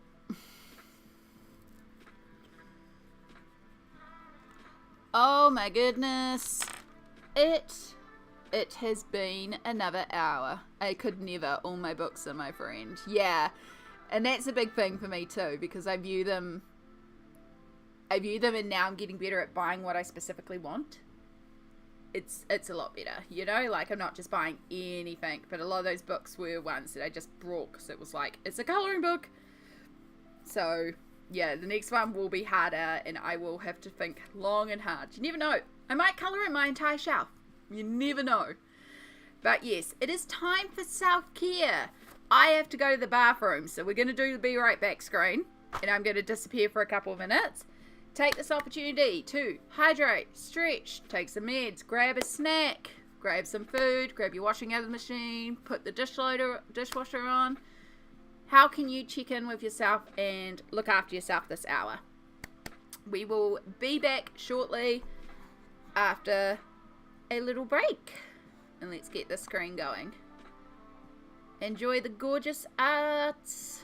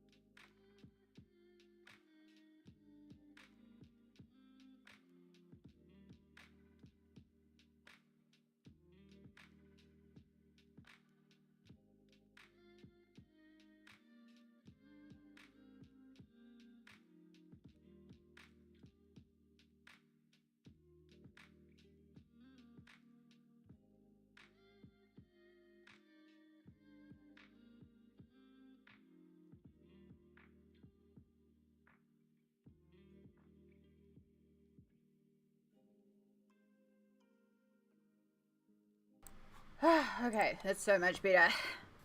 Ooh, thank you for bearing with us. I've also just made myself a coffee. Well, technically a mocha. I couldn't decide between a hot chocolate or a coffee, so I was like, why not both?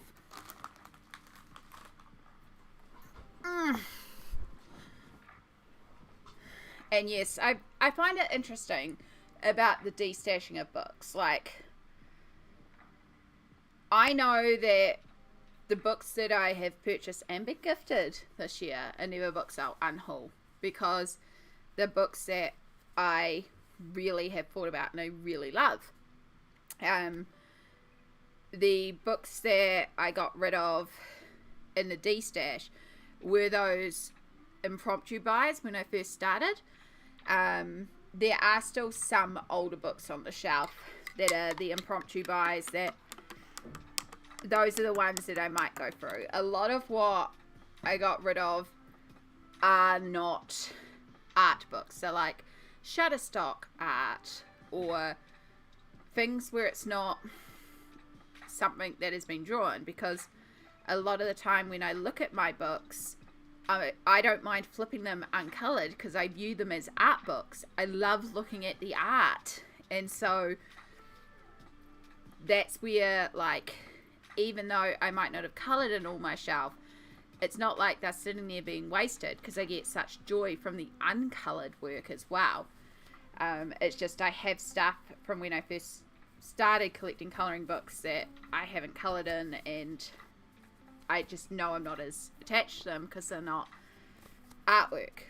And I mean, I say that knowing, like, I've got a book in my nerd collection area that's called Lovecraft Monsters, and it's kind of based on Call of Cthulhu and those sort of monsters, and it is the Shutterstock style art. It's just, you know, clip art and stuff like that. And I have the kitty books that are like that too.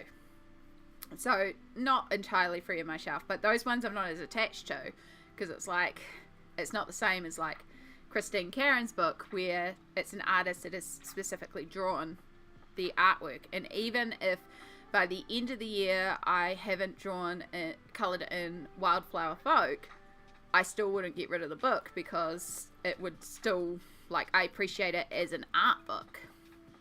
Yeah. Books are like friends, but you don't need to keep every friend forever. The friendship isn't giving back what you put in. Exactly, Smolt. Exactly. And, like, there's no right or wrong way in colouring. That's a great thing. Like, if you are someone that only needs 1 or 2 books and you're just happy to work through those books and then you get another book, awesome. If you're someone that has 600 books but you maybe only colour in 1 or 2 of them and the rest just live on a shelf, awesome. If you're someone that has hundreds of books and you work in hundreds of books, also awesome, because you're working in it how it works for you. Which friends spark joy and which friends are just freeloaders? That's it.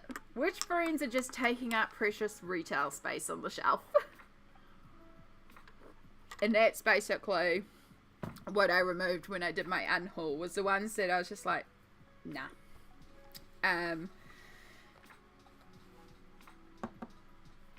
Yeah. But yeah, if I go through them at the end of the year, it's just going to be more me looking to see at what I haven't made my way to yet, and then trying to figure out what is the reason behind. And as I said, I might complete colouring in every book on my shelf by the end of the year. It's possible.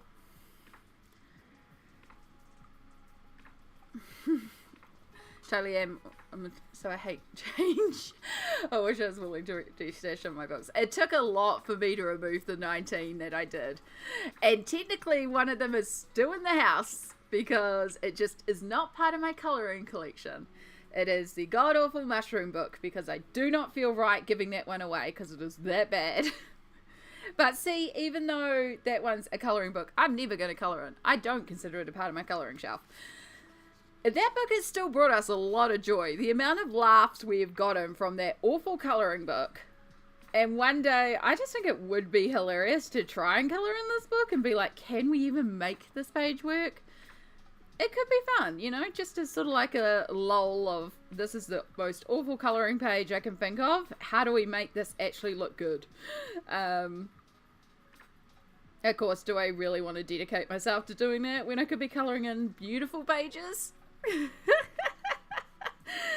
Yeah. But it could be fun. It's so funny. It's so funny. And again, that was an impromptu buy because I was like, oh my god, it's a colouring book. And it's about mushrooms. I love colouring mushrooms. This is fun. Oh. Lesson learned. Exactly. There's nothing wrong with keeping every book you buy. Nothing wrong with it. Again, collecting colouring books and colouring books. Two different hobbies. You're just a colouring book collector. You appreciate colouring books. It's like, this is your specific niche of books. You have a library, but it's colouring books, you know?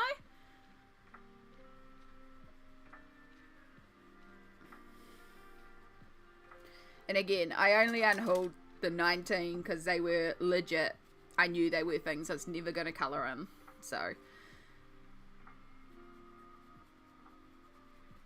and that's only because I have figured out more of what I liked to colour. I still no regrets about buying what I did buy.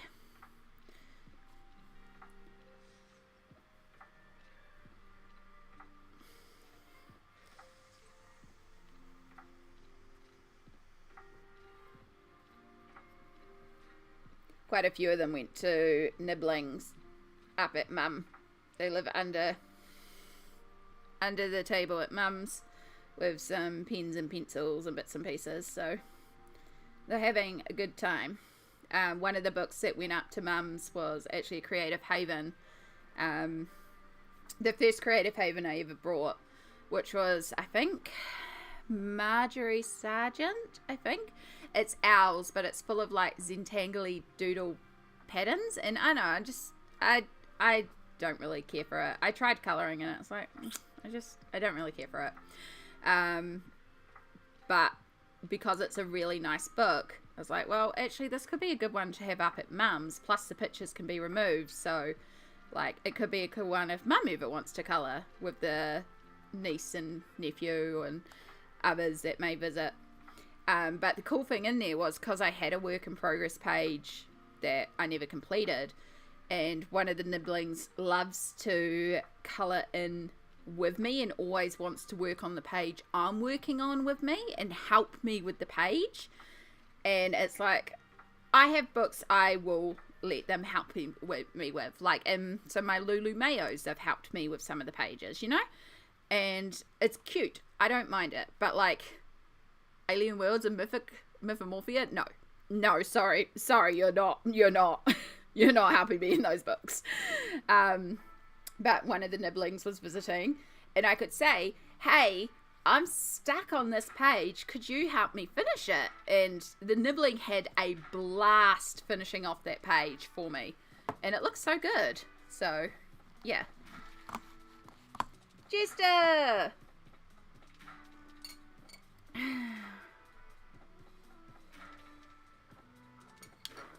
Sometimes I like to wrap myself in gift wrap. Helps me remember to live in the present. Hello. Coming in with one of your jokes. I like that one. You can also go to remind me that I am a gift, because you are all gifts. And you are all my present for being here. I really appreciate it. I just enjoy hanging and vibing with you all.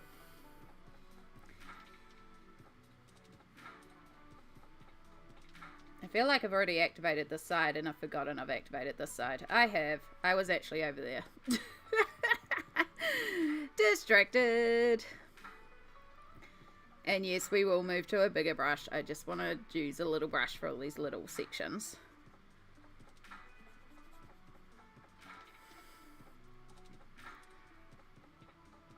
So many fiddly little bits. So this is just a basic coat of red. Just going over the red that's already there. We're just trying to smooth it out a little bit. just so when we put the glitter layer on, because I don't go over this area with pencils or anything, it's just the Inktense. So this is just to help smooth out some of the activation. Make sure it's all nice and smooth, so when we put the glitter on, we get a nice smooth glittery red sky, like the rest of the planet.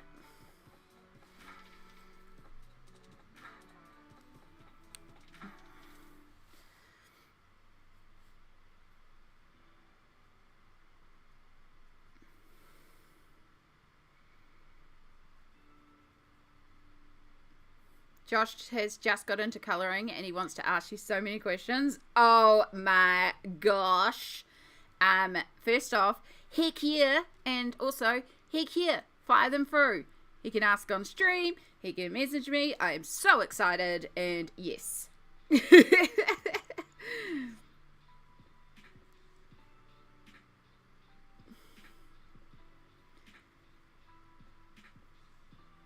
What's he colouring? What's he doing? Is he enjoying it? Tell me everything.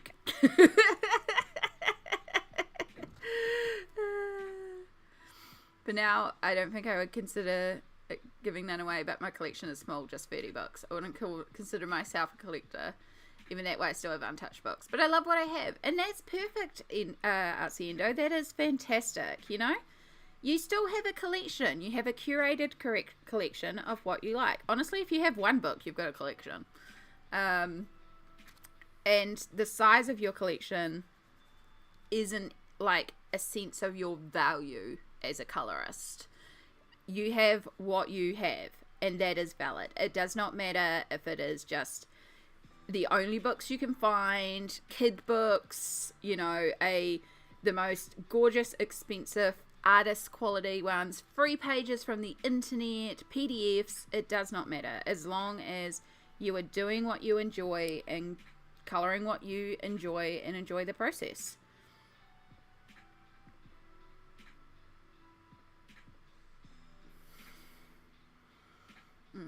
My collection is also modest compared to the background reason.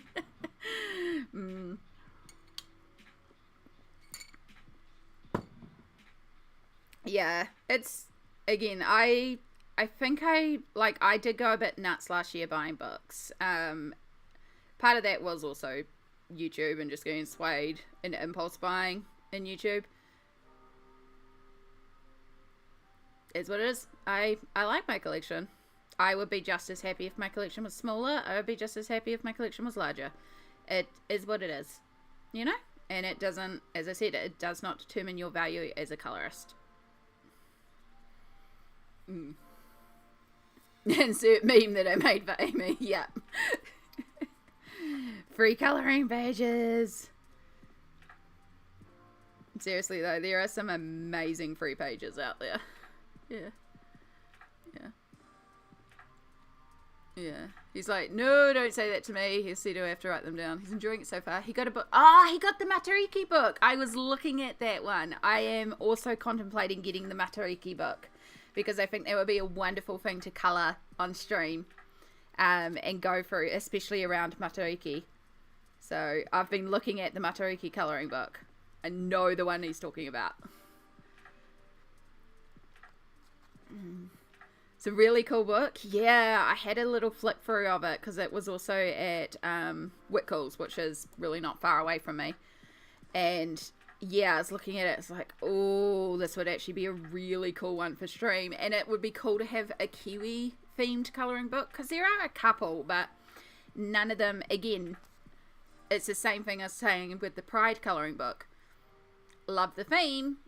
I know it's not something I'm going to gravitate towards colouring, because there are a couple of Kiwi colouring books out there, and I'm just like, cool theme, but I'm just not interested in your line work. So yeah, but that one I was like, oh, I could see myself actually working in this one, especially because of course Matariki falls on a Friday, so it's a regular stream day for me, and it's a public holiday, so I won't have to work. And yeah, it's like, ooh, we could actually do one just all about Matariki. He said that's such a good idea and really cool. It's got some fun activities in it too. Good to know. Okay. Well, again, I haven't grabbed it yet because, you know, finances. But it was on the plan, so I might end up getting it. There was plenty last time I looked, so I'm not worried too much. Yeah.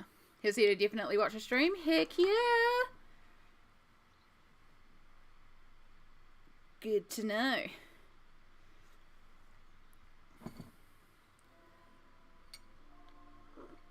I just have to work on some of my te reo for it. Make sure I can actually pronounce and read it. Because I know it's also got a bunch of the story in there too, which I thought was really cool. Because it means I can also read out the story on stream.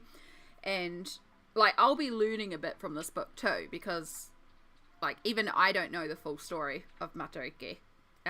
King Chimeri was telling us a little bit about it last time they were here too. Which is cool. So, yeah. Because, yeah, there was another... These Kiwi's Big Adventure or something like that. These a New Zealand illustrator that does a Kiwi book. There's a couple of variations of it, but it's all the same illustrator, and I'm just like, I'm not interested in it.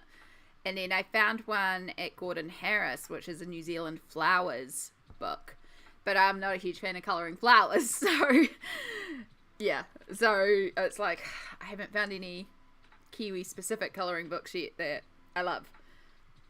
That was the first one I saw, and I was like, I could actually see myself doing that. So, good to know. Good to know.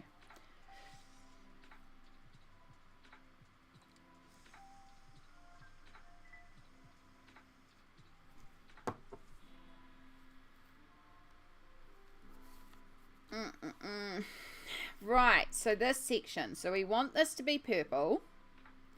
Because we want it to help with the gradation between the two.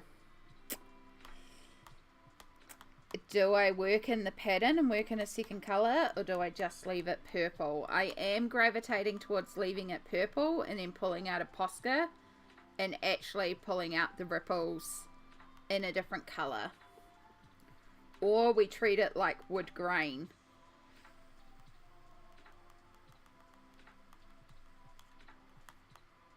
But I think I want to keep it solid purple at the very least, because that'll help with the gradation.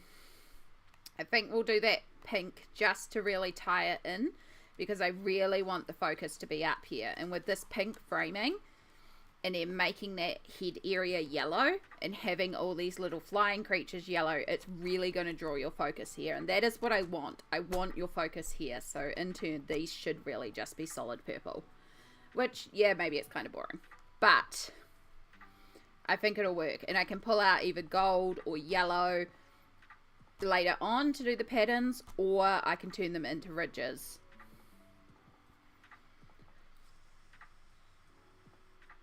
To be honest, I will stroke my new books and act like I have a new baby. Endo, you're not alone in that. And pencils. You get that pencil and that new pencil smell of the wood, and it's just like happiness, and that new book smell.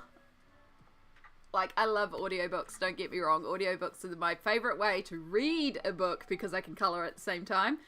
But a book smell is just glorious. I get the same way with Australian colouring books. Stunning pages, but not my style. Yeah. I would like to get Selena Fenwick's Australian book at some point. But I'm having such issues with the Selena Fenwick papers. So, yeah, I'm probably going to switch to just PDFs for Selena Fenwick. Love her work. I like the grayscale book paper. The line art paper, which I think those ones are American, and the grayscale ones are Australian Amazon. I think there's a difference. I don't entirely know. I need to do some more research. I brought them all secondhand, so I'm not 100% sure which is printed where. I'm going to have to see if I can figure it out, but there's a very big difference, particularly in the Mermaids one. I'm having so many disasters in the Mermaid book, and that might be my first book that I literally cannot work in because I cannot figure out this paper. Also doesn't like the flowers, but did the neck frill like a flower. I don't mind a little bit of floral. And I have, for example, Walk in the Woods, which is a gorgeous book. Sorry, we're being distracted again. Oh my god, knocking stuff over everywhere. I got piles of stuff everywhere, sorry. It's just kind of sorting through stuff. Why did I push my walking frame over there? That was really dumb.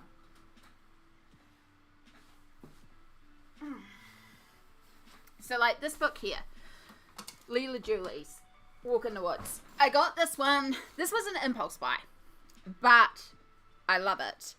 I don't see myself getting her full range because she is primarily florals and very detailed florals and plant life. So like not normally my cup of tea. However, there are times I do really want to work in florals. And so I've got this old work in progress. I say old, it's only like a couple months. And like I am enjoying it. I just have to be in a very specific mood to do a floral only page. But then also in here, you'll see it in the work in progress in the Discord too, because BD, I believe, is working. But there are also like these animal pages in here. And like simple pages like this that are really cute. And I love the fact that you can go through and at the back it describes each of the florals. So like when I am in the floral mood, this is fantastic. There's also like cute little ladybugs. Like, am I going to rush out and get the rest of her books? No, it's not exactly something that I need her full collection of. But I'm still happy to have this one in my shelf because it fulfills a need when I have that need to work in florals. Because it is a gorgeous book. I love this one. Like, just this, like, bunch of flowers and then a couple of bees. This gives so much potential with this big open space. You could just leave it white. You could put in some, like, distress ink or watercolor, chalk pastels. Yeah. So a couple of options. Yeah. Scratches the itch. Exactly. Sometimes specifically I am like, yes, I want to do florals. I have a book for florals. I have a couple of books technically. But I don't need a lot of floral books because it's like, that is what I have in my shelf. And that's more what I try to look for too, is things that I don't have on my shelf. Like I know one gap I don't have is superheroes. And I was thinking the other day that I'd like to colour in some superheroes. I don't have anything that's superheroes. And I know there are like Marvel and DC books. In fact, there's one that's like the heroines of Marvel. That one looks really cool. So.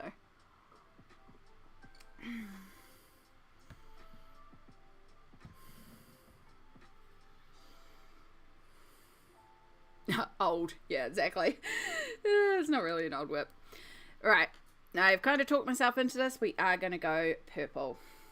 And then we'll figure out the rest of it later on. So we'll use a little bit of deep violet. We won't go for the dark purple because that's our dark shadow. And we should have a little bit of lightness coming down here to help with the gradation. Especially Derwent, as soon as you open it, it has that wood smell. Yeah. It's just... It's a smell. It's a good smell.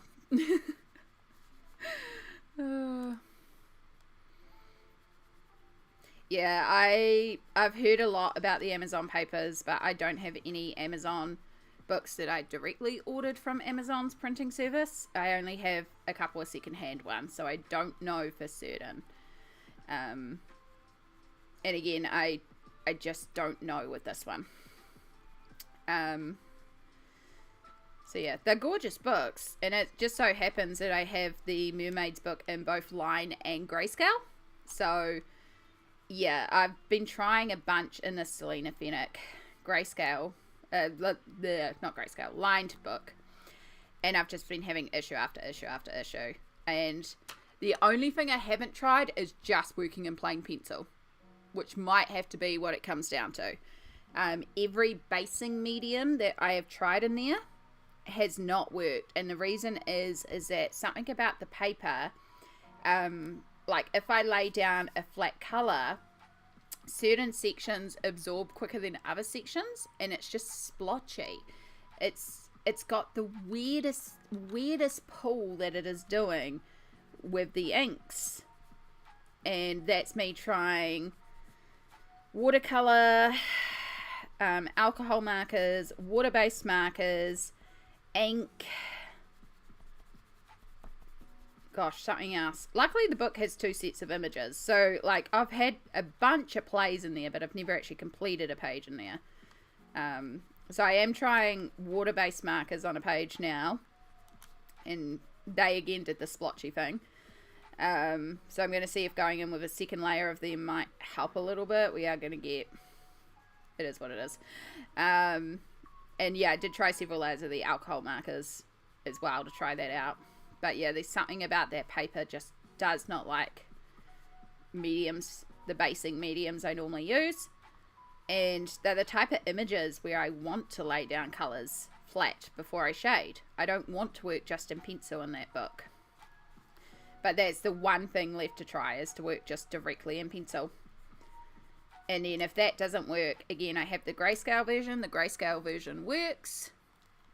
And I will take the line version and I will actually use it for like decoupage or in my collage colouring book, or maybe make some cards with it. I will find a way to use them so the book won't go to waste per se.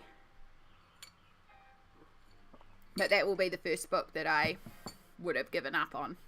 But I really don't want to, because I don't want to give up on the book, because I love the artwork. It's gorgeous, and I'm determined to win against this paper. But my God, that paper. Yeah. Yes, so I haven't done gesso. I did try some gouache. If I do gesso, I can't do pencils on top because it's going to be too much texture. So that's why I tried the gouache, because it's like at least gouache would be a little bit less texture, but add some tooth to the page. Maybe things would stick. And then I tried some pencils on top and they still weren't happy. And then I was playing around with some alcohol inks as well. So I tried some alcohol inks on this one. Like, again, I've tried a lot of weird mediums in this book. And I don't know what it was about the alcohol inks, but they wouldn't sit right. It was almost like something about the paper was causing the binder to separate from the pigment. And so they're sticky. And I know I shook the jars up properly, and I know they worked fine because I was using leftover ink after I finished the Hippocampus and Leocampus page. So I know those inks were working fine because I had just finished the stream with Mythomorphia, and then I pulled it out because I was like, I'll try the inks in here while I'm at it. And they're like, oh, I should just find the book. It's really just become a play around with weird media book.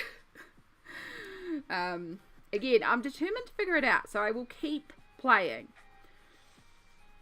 But it might just be a case of it's got to be pencils only.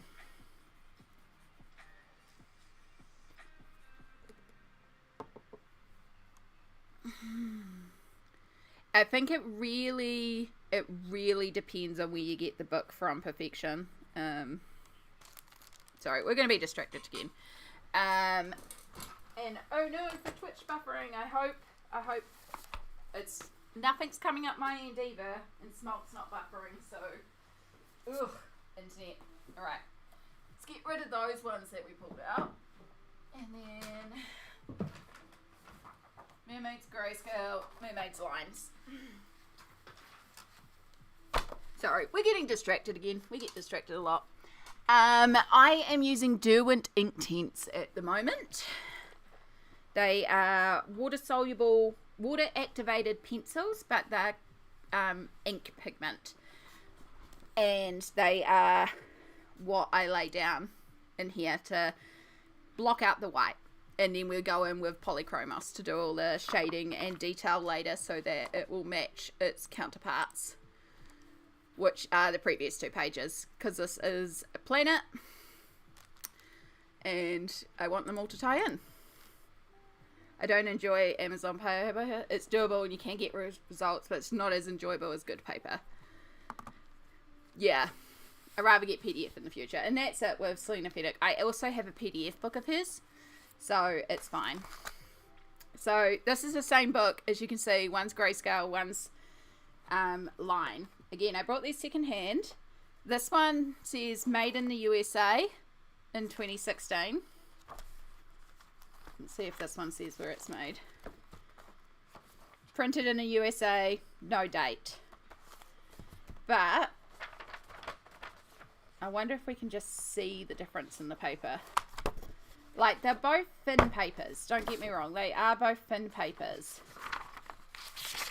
So this one I would put as the grayscale, your standard copier paper. You know?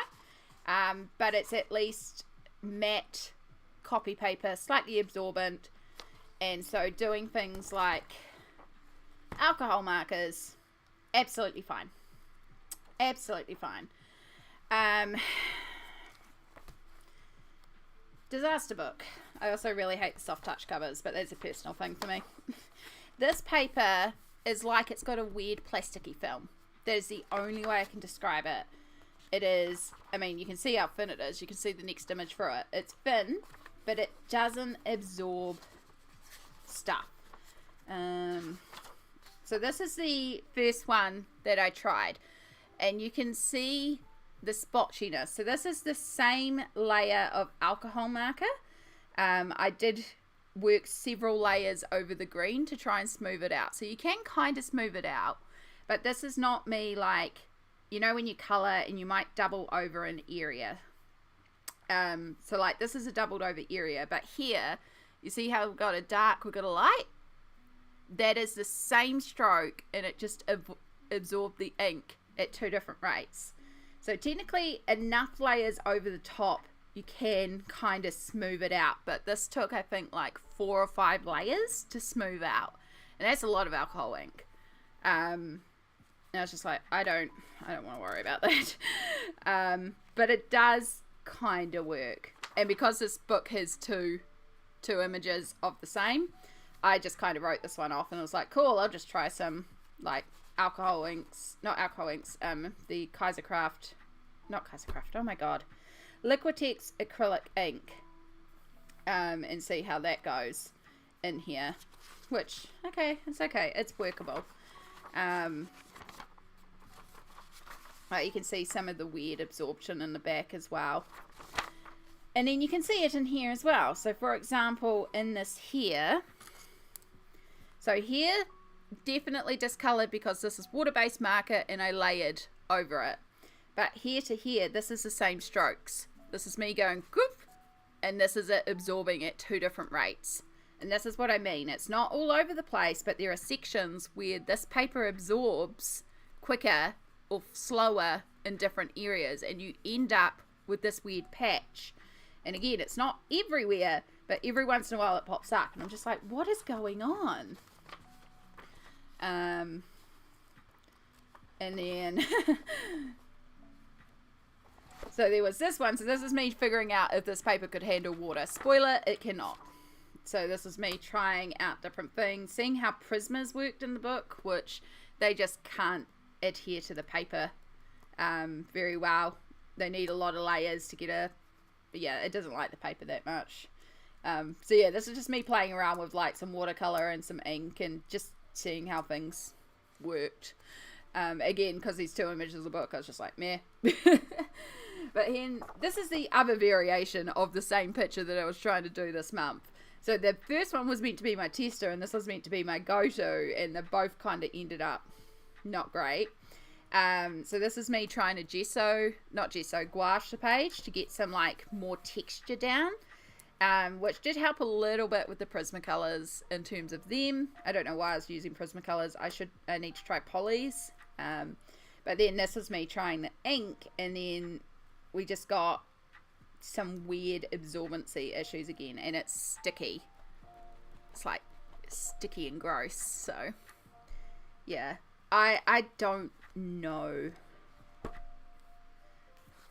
But this one, no issues whatsoever.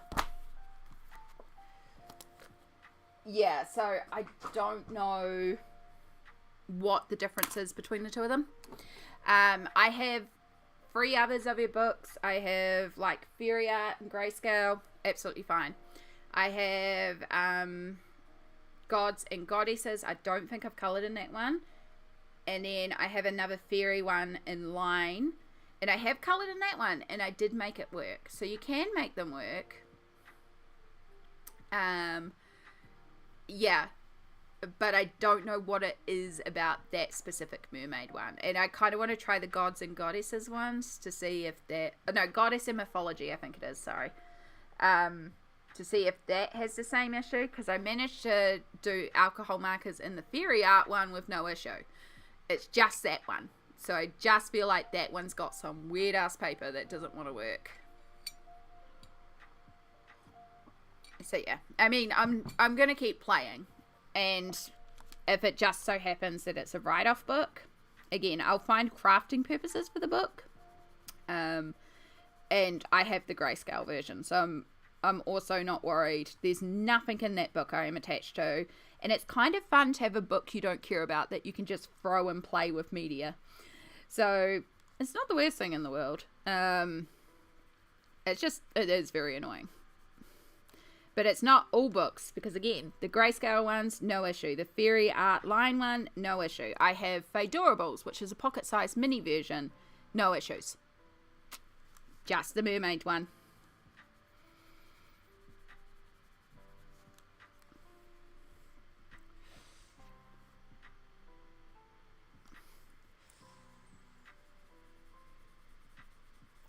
So yeah, on the water-based markers one, I'm going to go back over it and just see if I can like even it out with more coats, like I kind of did with the alcohol markers.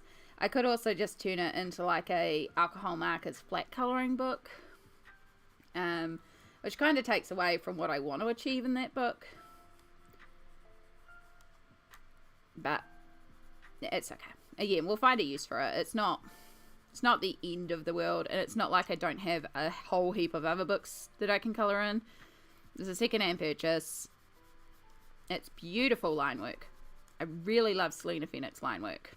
Just that one particular book.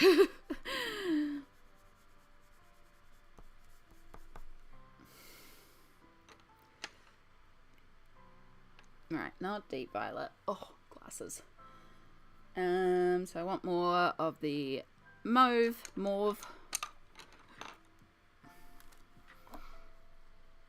Gel pens? Yeah, that could be fun to try. I feel like it'll definitely be one of those books where they slip around. So you'd need protection, especially if you're working on a page behind one you've already worked on. It is single-sided though, so if you worked front to back, that could be alright. But it would probably transfer to the next page, because I don't think they would sit. But again, this is this specific printed issue. It's not all books. And I can't tell you where that issue was printed, apart from in the USA, because that's what it says. But I don't know if you get the Amazon Australia printed version, how different that's going to be. I don't even know, because even individual Amazons in the US could have different variations. It's also been purchased several years ago, and it was already several years old when I purchased it. So possibly, like, it's changed entirely paper since then. So yeah, because it's secondhand, I can't tell you for certainty about it.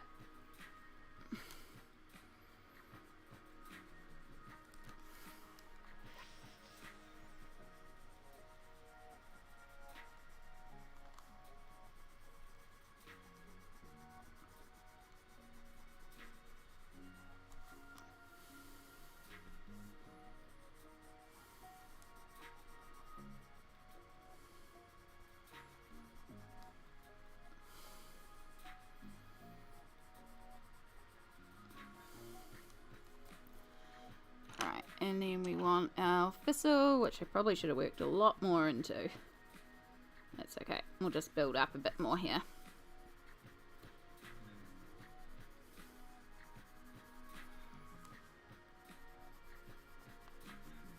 Yeah, and it could also just be user error on my part. Like, I admit, I'm not the best with watercolours. I probably use too much water, or, you know. I haven't tried Inktense in there yet. I could try Inktense in there. There's a lot of stuff I can still try, so I'm not ready to like just give up on the book.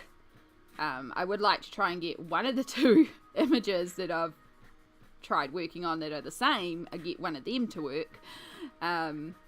Just so, you know, at least one copy of them is okay. But even if they don't, that's okay. I'll just write them off and just say, hey, I've learnt from it, and I've learnt don't use water-based markers, don't use gouache, don't use acrylic inks.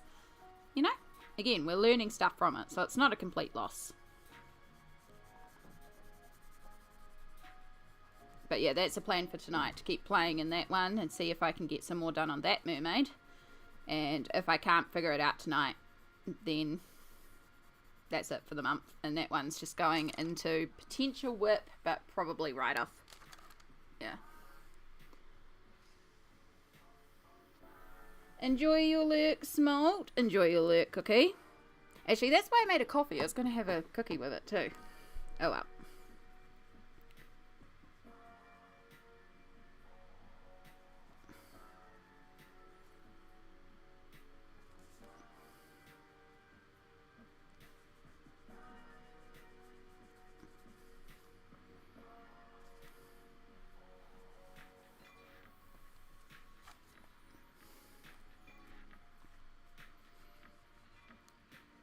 I love Inktense.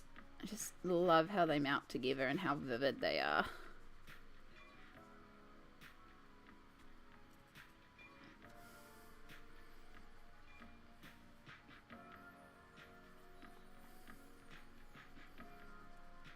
Oop. It's okay. We'll fade it out.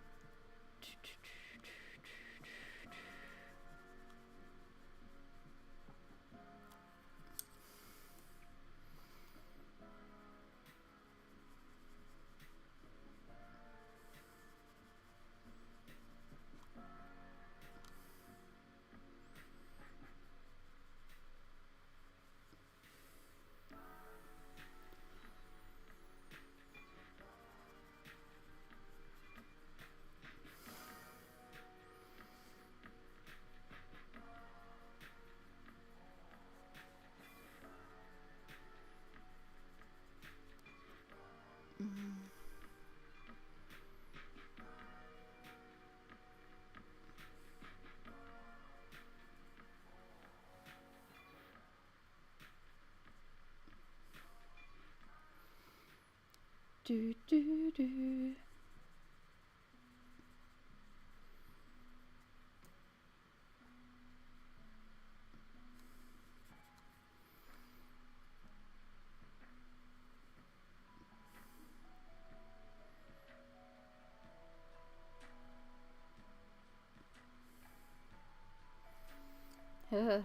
Almost dropping my brushes. The hands are definitely saying it's time for a break. Which I think we are getting towards the end of stream time, which might work out quite well because I'm starting to feel the need to have a bit of a decent break.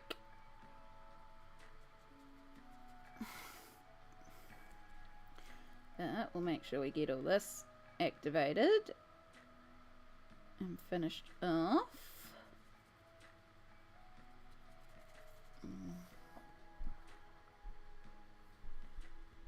Autocorrect, yeah. I better autocorrect a lot.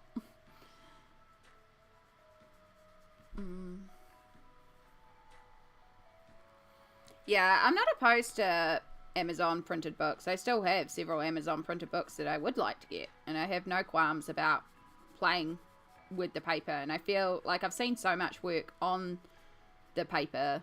Like, they are workable. It's just finding what works for you on that paper. Now, is it easier to have a better quality paper? Yes, because you don't have to think about it as much. So it just helps with the speed of access of colouring the page. However, if all you have access to is the Amazon printer books, then by all means, like, you know, certain papers handle certain things better and easier. But technically all paper can work. It's just, it's easier in some other papers. Too much water on the brush.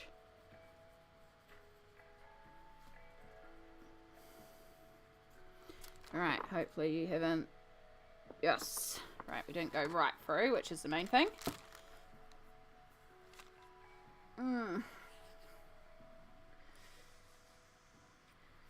don't mind it. I prefer using alcohol markers and Prismacolors because I find those work best. And exactly that, Emily. You found a way to make it work for you.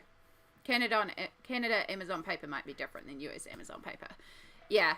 And I mean, I've heard that Amazon Australia paper is different again. Amazon Japan paper is different again. So it's really, there's too many factors to say, nope, all Amazon paper is no. Because A, people can make it work. And if it works for you, awesome. If you don't enjoy it, also awesome. Again, colour what you enjoy. It's just one of those, you can't just generalize it because there's too many factors that go into it. And that's why I say, while I don't like the paper in that book because I'm struggling to find out how to make it work for me, I will figure out something that I can do with the book, but it's not all of her books. The soft touch, though, that is across all of them, and I don't like the soft touch colours. But that's just a personal thing for me because they feel dirty to me. So I just don't like them. But I can also just cover them, and when I eventually find my Duracell, cover them in plastic coating. Then I don't have to touch them at all. Easy peasy. But yes, we are coming up on 4 hours here, and I can feel that I just need to take a bit of a break before work myself. I do also have to go and pick something up, so I am going to cool stream here. We have made quite a bit of progress. I know it doesn't seem like a lot because we literally just did some tree, but there's a lot of detail in that tree, so that was a lot of work to get that done. Got all that done, and we got a second coat on the sky, so I feel like that was a success. So we are going to call it here. We will most likely be back on Friday from a different location. Yeah, so Friday stream from Sammy's. looking forward to seeing Sammy. And yeah, maybe I don't know. It's, if you don't, we don't. It's all good.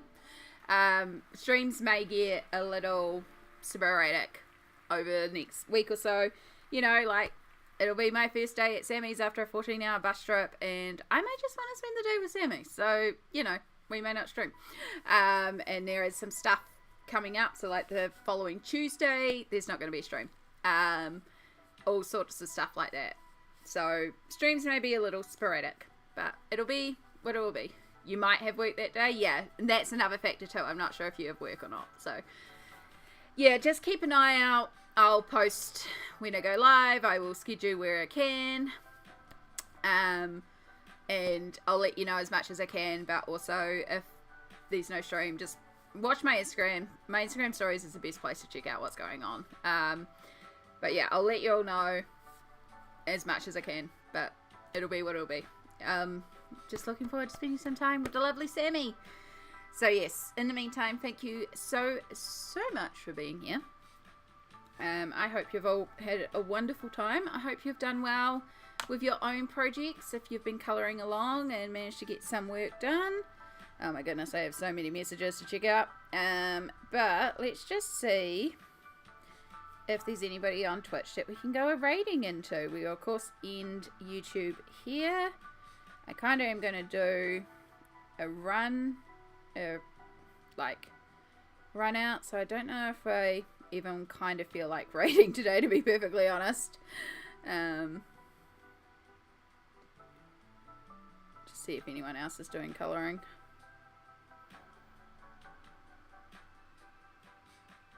Nah. Oh, there we go. That's easy. Chai's on. We'll go over to Chai. We'll go and raid the lovely Chai. So it looks like Chai's playing some sort of cozy game. It's a very chill time over there, even though it is a game stream rather than an art stream. It's a lovely vibe over there. Chai is adorable and wonderful, and we'll go and say hi to the lovely Chai.